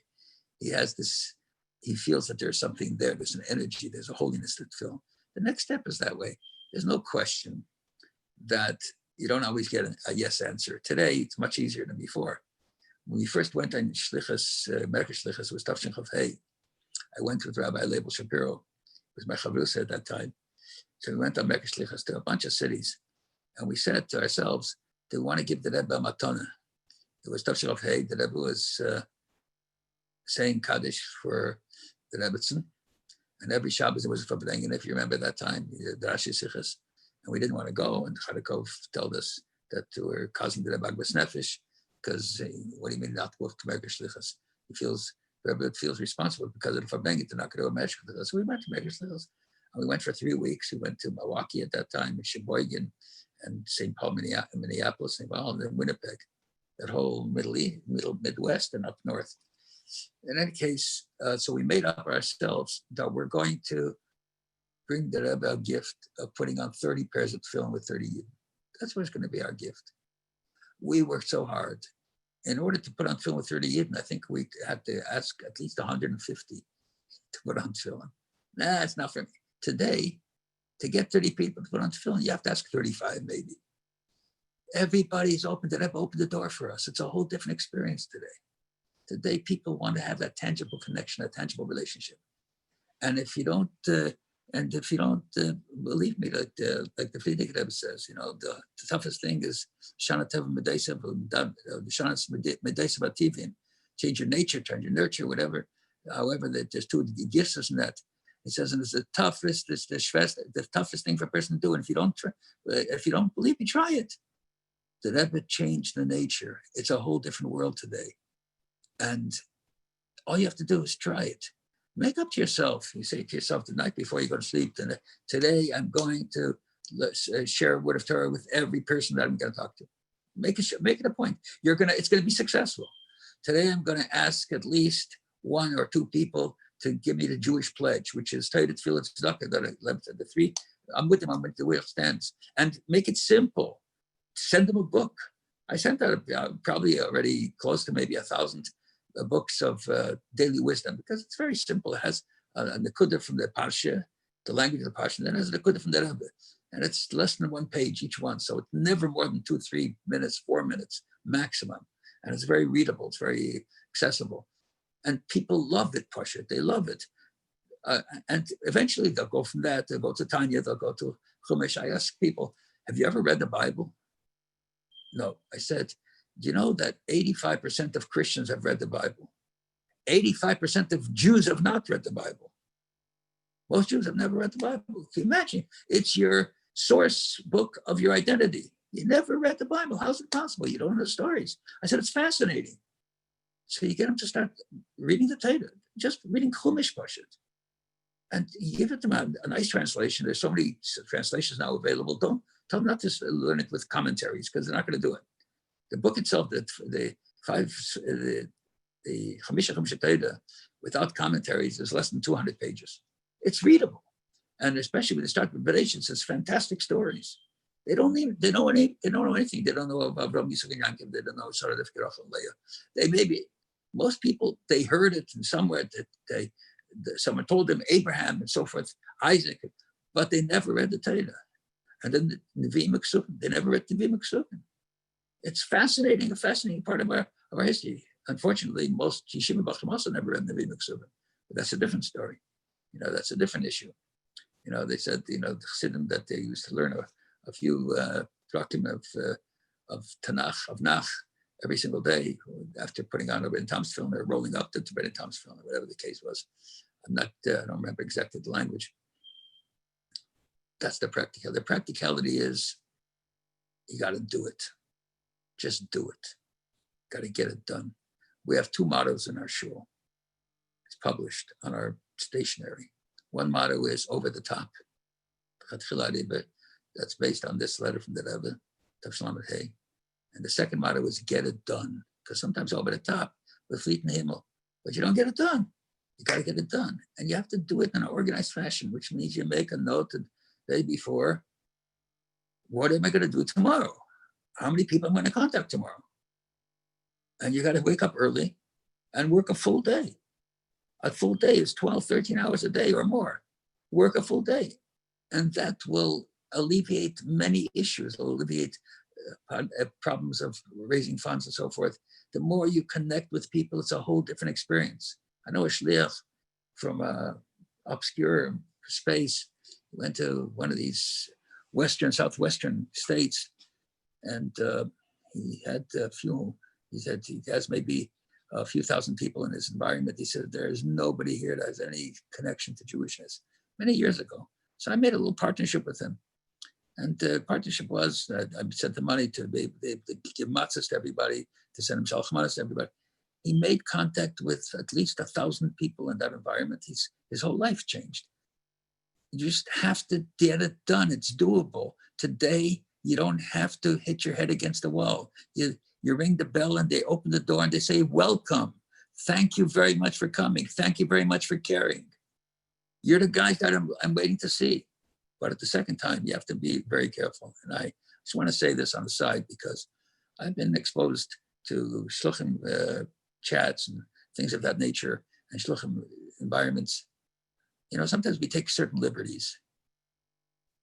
We make jokes that are not proper. We use language that's not proper.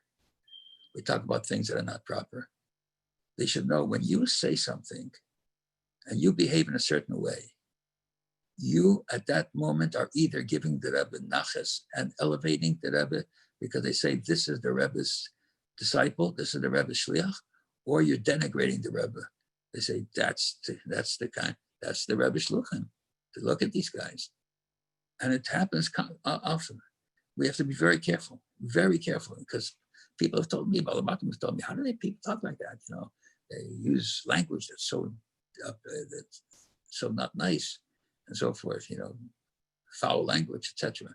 They tell jokes. A shliach will come and tell a joke that's an off-color joke, even a joke that's not off-color, but a joke that has no relevance to anything, just glut, you bulb it, and just to make the person laugh. The person, at the moment he laughs, and then he walks away and he thinks to himself, you know what I heard from my shliach today? You know what I heard from this Chabad shliach today? I heard this and this, instead of saying, you know what I heard from my Chabad shliach today? And he shares a word of Torah. I'm telling you, we have to take it to a different level in our own lives, and in that way we impact others. And Mesidas Nefesh doesn't mean you have to put your head on the block and wait for somebody to throw down the guillotine. Mesidas Nefesh means, Chassidus teaches us, Mesidas HaRatzon, dedicating the Nefesh's Ratzon, to dedicate your Ratzon to the Eibishter's Ratzon, to the Rebbe's Ratzon. And he gave it to us practically. The part of the placha, he said exactly what you have to do, 1 and 1 is 2. You don't have to figure it out. It's not calculus.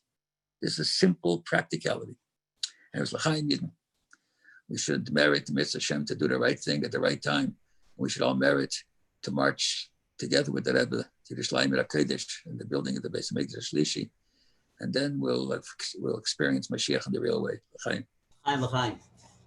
The other thing is you said about, you explained to a Yid that is good for them. Okay, so you have a student, for example, who goes Friday nights to the bar, you know, for a happy hour.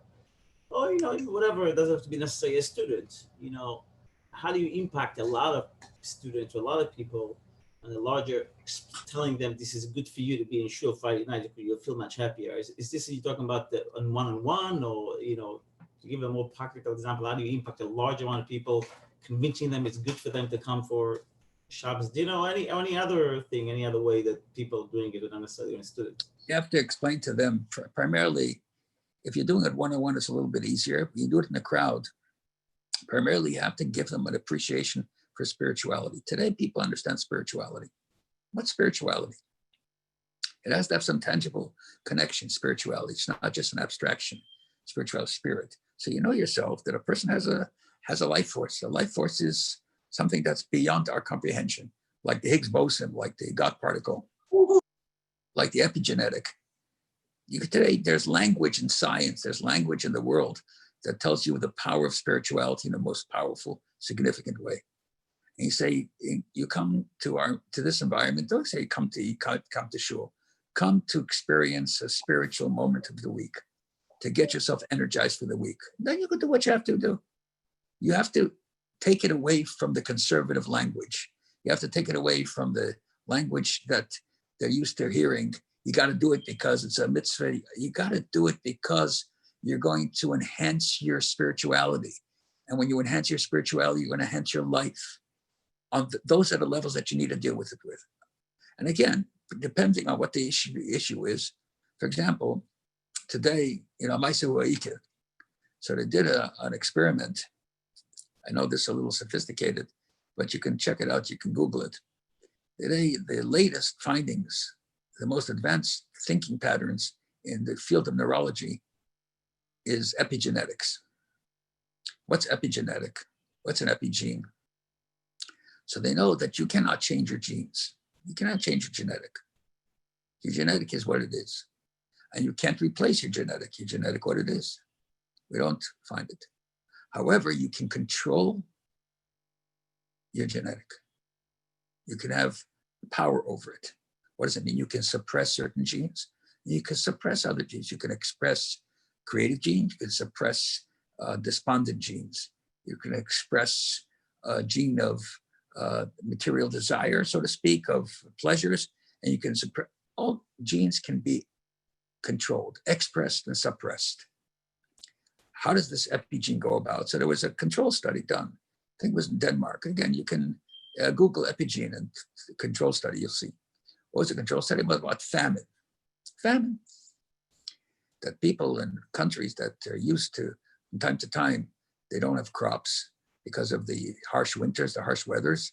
And so they're used to, their bodies have to get used to certain things. And anyways, they create an epigene. This epigene controls the gene. And this epigene, you can't see it. It's like the Higgs boson. We don't have the instrumentation. It attaches itself to the genetic and it controls it. We can't see it. In the same way we can't see the God particle, the Higgs boson, we can't see it. How do we know it exists? We know it exists because of the circumstance of the conditions that happen around it, the magnetic forces, etc. So we know that there's something there that causes this kind of change in the physical atomic substructure. So that's what we know. So here also, we know it from that case. We don't have the instrumentation to be able to measure it because it's too much of a refined concept, this epigene. How does this epigene develop? It doesn't develop through your intellect. It doesn't develop through your emotion. It develops through your behavior, what you do, actually what you do. And not only that it affects what you do, but it lasts for 4 generations, which means if you have that epigene will continue until your great-grandchild. Your son, your child, your grandchild, and your great-grandchild. If the 2nd generation stops the behavior that you have, then it will not extend beyond the 4th generation. It will stop at that point, and so forth. So it's a very interesting factor. Push it in statistics. You find, and I have here on my table, actually, now, I just got a study that was done. I'm sure many of you already read that study. Will your grandchildren be Jewish? There's a study that was done, and they did 4 generations of study. They divided the Jewish people into five sections: secular, Reform, conservative, centrist Orthodox, which is modern Orthodox, and Hasidic Yeshiva Orthodox. And they went through the 4 generations. The 4th generation is like this: out of the 100 in the secular Jews, only 7 Jews remained. 7 people remained Jewish. Out of the 100 of the Reformed Jews, 10 people remained Jewish. Out of the 100 in the conservative movement, 29 Jews remained Jewish. Out of the centrist or modern Orthodox, at that time, 434 became. And the Hasidic Yeshiva, out of the 100 came 3,901, almost 4,000. They say, wow, so it means we're going to grow because but the fact is that about 85% of the community is the first three, secular and reform and conservative. Fourth generation. So when you explain that to a thoughtful person, in fact, I think it was the University of Florida, the famous neurologist there, Professor, he was a Nobel Prize winner at Central, I think it was I think, did he have in Tallahassee? Was in Tallahassee? His name skips my mind now. It's with an H. He was at one of our Torah science conferences, and he didn't believe, et cetera, et cetera. But suddenly, just explaining to him this concept, he thought about it in a different language. Depending on who you speak with, the kind of group you speak with, there's a language to each one that you can talk to. The key is they have to know you care about them. You have to know that what you're telling them is for their benefit, not for your benefit. They have to know that you are sincere, and they have to look at you as a spiritual representative, as someone who has the credentials to be able to share spiritual concepts with them. And it works. I know it works for me. So somebody asked a question here. It's Sanash and Shluchim, whatever, anyone can be on. What does God practical have to do with Judaism? Others in enhancing spirituality and enhancing life? Any examples? What? Say it again. Somebody asked him, what does the God practical have to do with Judaism? Others in enhancing spirituality and enhance your life? Any example? Non-genetic influence on gene expression. What does that have to influence even contemporary Judaism and practice? Okay. So number one, the God particle just tells you that there's some elements of the universe that are beyond our comprehension. They're beyond, we know they exist beyond our comprehension. And they have a dynamic effect on everything that goes on. Just from that point of view. It's not about the scientific relationship between the God particle and the atomic structure. It's about the essence of what the God particle is, a factor that is beyond our logical, intellectual comprehension, something that is not limited to our intellect. The fact of the genetic structure, the epigenetic relationship is because when you want to talk to a person about something important, for example, Jewishness, I have many people that Jewishness is important to them. They're big contributors to the UJA, the Federation, etc. Jewish is important to them, and the future of Jewishness is important to them.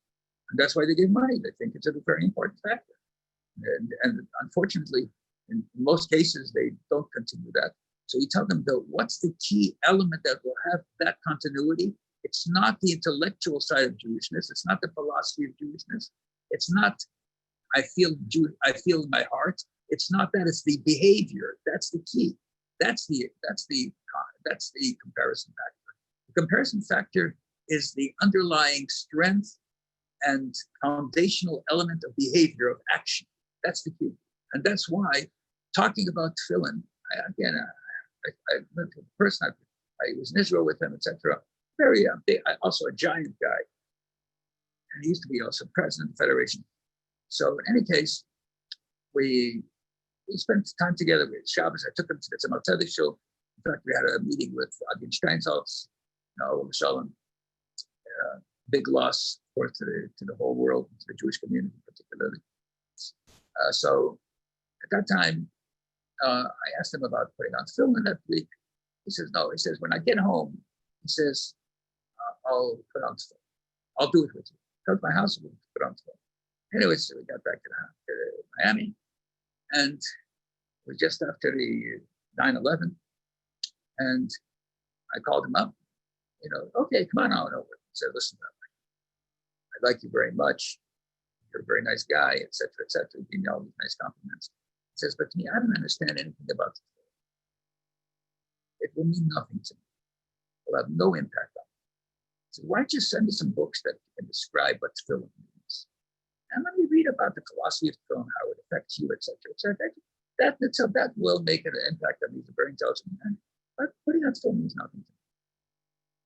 I said, listen. And I knew that I was not going to get another chance with this guy. It's not so easy to get to. So I said, listen, your word is your word.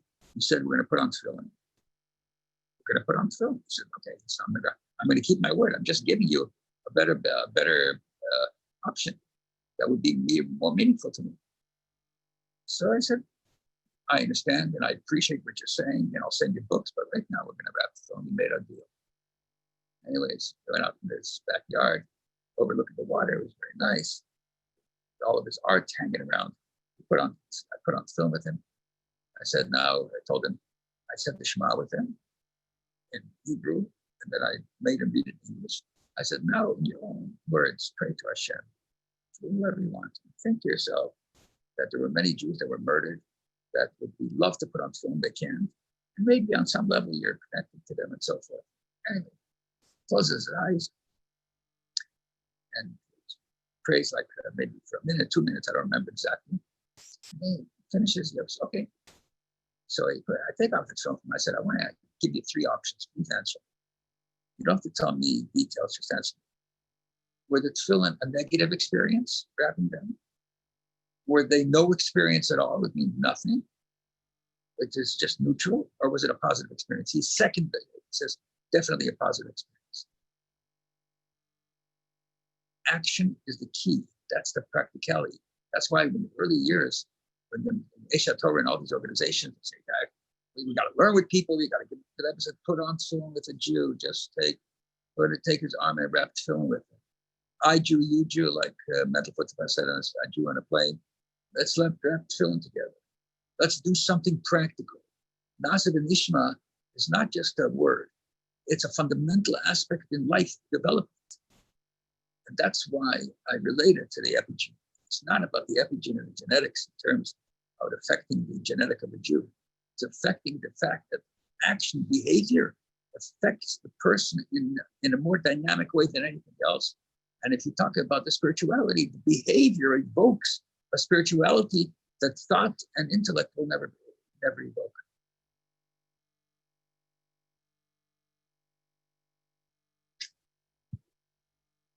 Anyways, gentlemen, we're almost 2 hours into the Farbrengen. So, and I didn't finish my shiurim today, even though it's Shabbos. I still need to finish a little bit. What is this Farbrengen also to say thank you to Hashem for the recovery, the miraculous recovery you had from the virus. Maybe she should give you many more healthy and happy years. See a lot of nachas in your community with the new building. It should all go smooth. And also, if you don't mind, I just want to say yesterday was the yahrzeit of Sammy Rohr, a member of our community, a very special person. So Rabbi Shmuel, Rabbi Shuel, so we'll just mention his name and dedicate some of our discussions and some of our commitments to him. And same way, maybe also to anybody that wants to dedicate for someone to get well, someone to get stronger, someone to get better. And also to Koyin Simcha ben Chaim, has his 60th birthday today.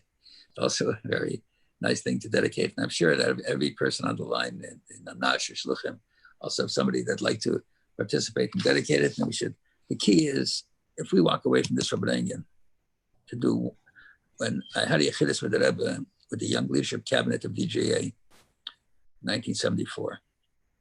There were 13 members of the Young Leadership Cabinet of the Tri-State, which is Connecticut, New York, and New Jersey. They had Yechidus, and at that time, the Rebbe invited myself and a few other shluchim that came into the Yechidus at the same time. So, it was an hour and a half Yechidus, and they asked the Rebbe about many things about Russian Jewry. They asked the Rebbe about fundraising, about education.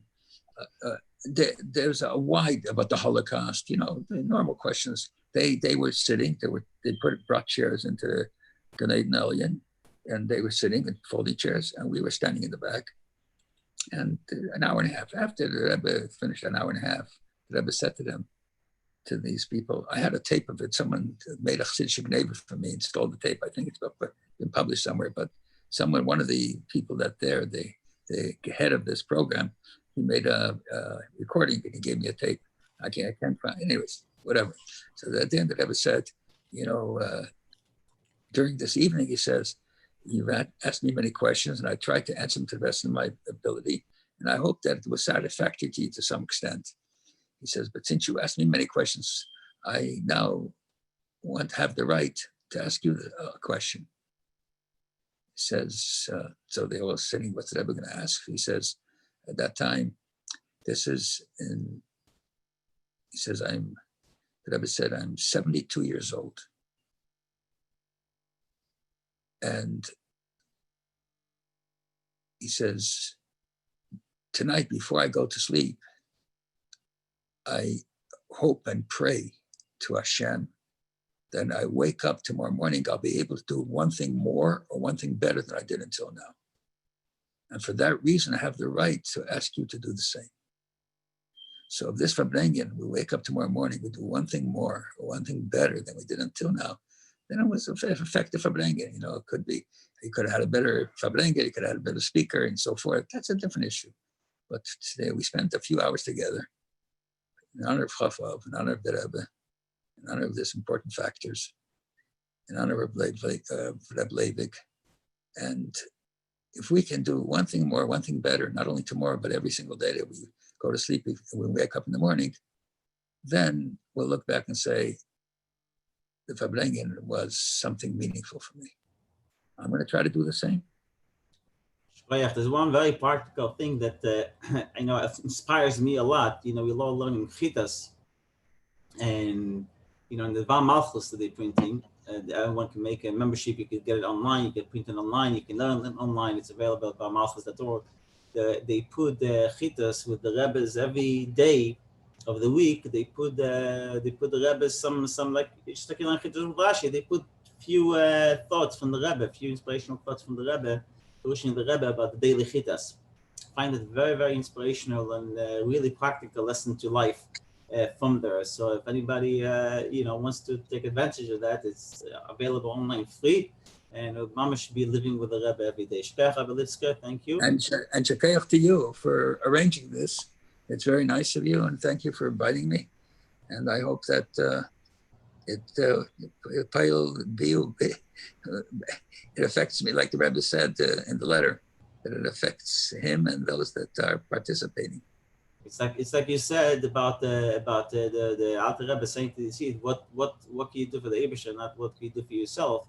The reason why I personally took upon myself to do this, and last week we had it, Rabbi Shapiro was on, and we're trying to get also while we're there this Chassidus shir every morning, is to be able to, we all have to do something for someone else, for other people where we have no interest, not negiat or unshlichus or unsuccess necessarily, but for the benefit of others. And I was also inspired by my birthday is Gimel Tammuz, and one of the Rebbe's was to learn association Tochish Beches.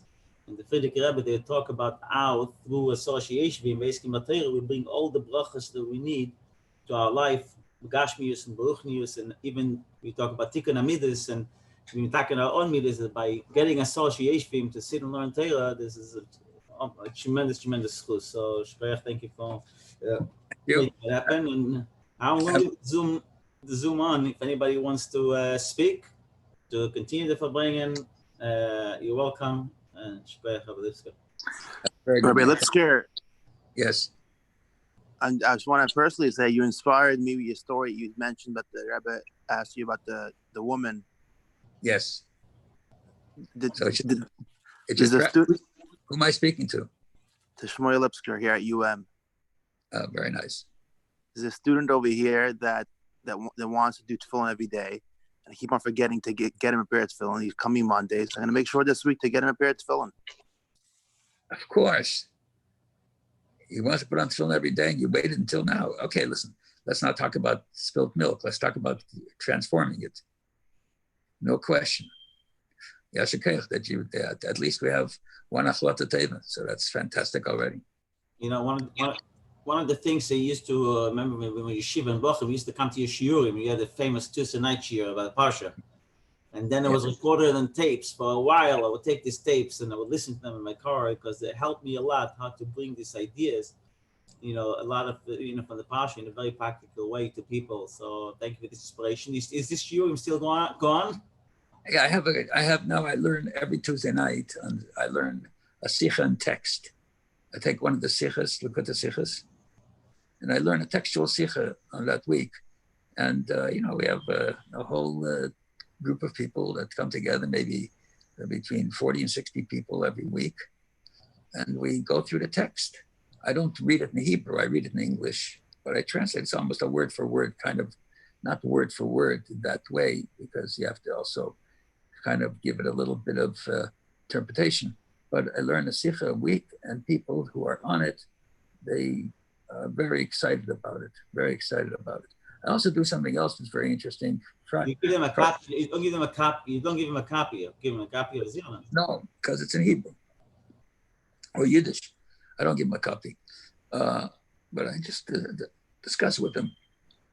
Also, every Friday, I have a 15 minutes, mamish 15, sometimes 17 minutes before Shabbos, 5 o'clock, 5:15.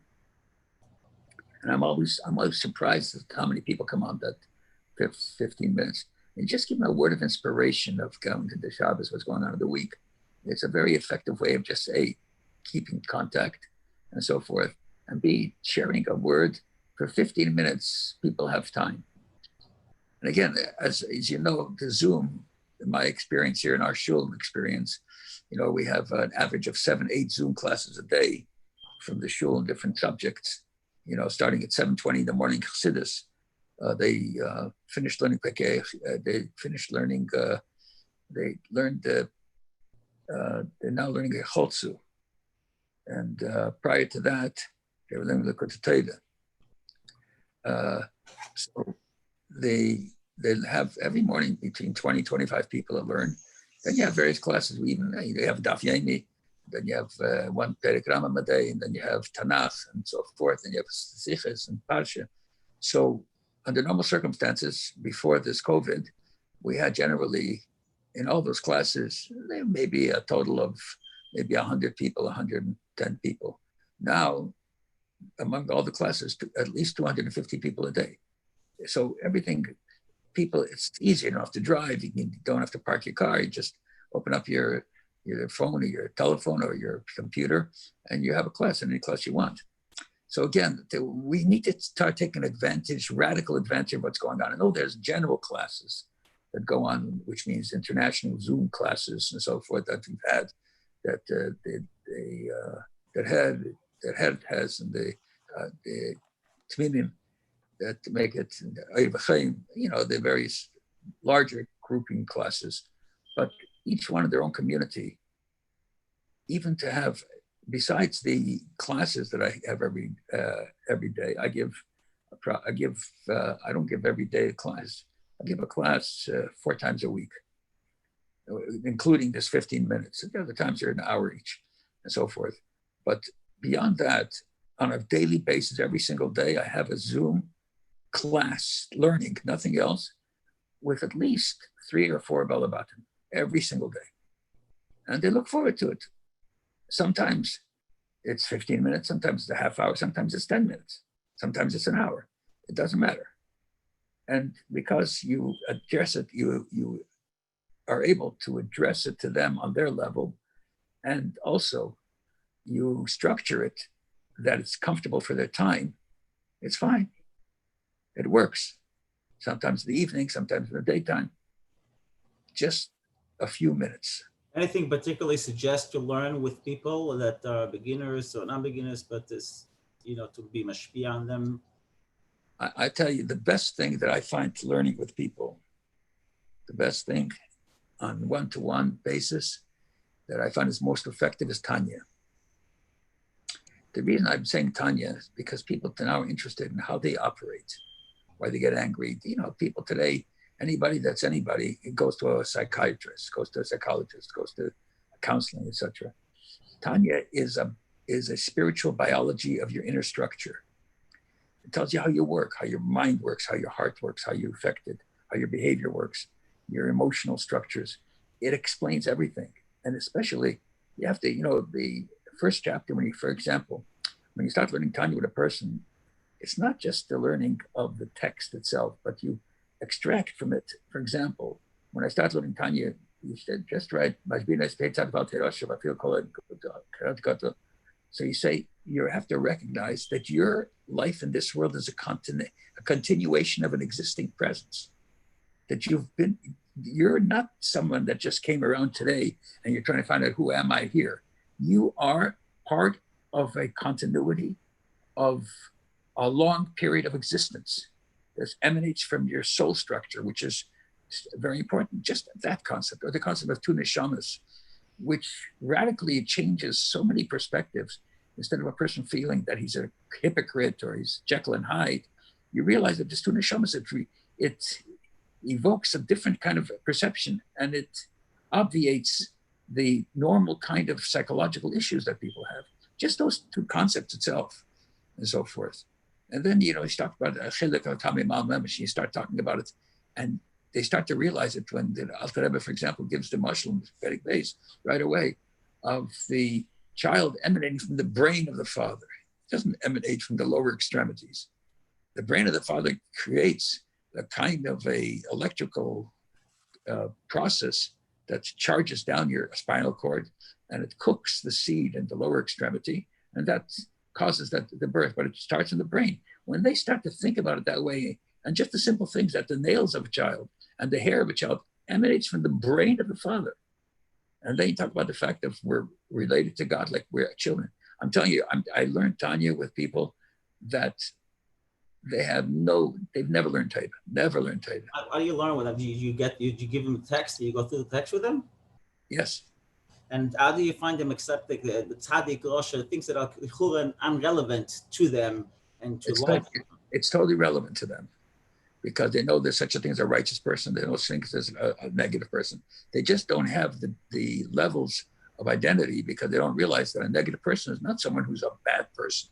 There's someone who does negative things. At that moment, he's a negative person who doesn't do positive things. So they start to understand it. On the contrary, nobody's ever challenged that aspect of it. Nobody, And as you get along with it, sometimes one of the most significant chapters that I've learned with people is Chinuch Kotten, the Hagdama for Shara Yichud B'Emunah. It's a fascinating concept, how nurture at the earliest stage affects a person, and it comports with all kinds of studies about all children believe in God, etc., all kinds of things. There are no children who are atheists. Your brain gets in the way. I'm telling you, today it's a different level. So I find that the text that I find people mostly identify with when I learn with them, Chumash is a different thing. I get them to read Chumash, and I'll give them a nekuda, a vart from the Parsha. I do that too, give them a little synopsis of the Parsha and a vart from the Rebbe and the Parsha. That's true. But in terms of a consistent process, usually it's Tanya. Usually. Anyway. We had over 100 people here between the years in the YouTube channel. So definitely was you have regards from spiritual children in Tzfas, Chana from Tzfas. Wow. So you have regards from them. So we had people from everywhere watching it. So it's definitely. Chana from Tzfas can tell you some amazing stories. Amazing stories. I won't share it because it might not be private. She has an amazing story of her connection to the Rebbe and to Chabad from the earliest stage. Amazing. One of the amazing stories of my career as a shliach. That's what you say. Shakoyach and Tzfas, you're a kodesh from your spiritual children. So people saw over here. Thank you very much. Thank you. Have a good night. Keep doing your good work. Thank you. And everyone here. There's also a L'chaim here for Yaakov, Rafael, Ben, Allergia, Shalema, and Loti Udis.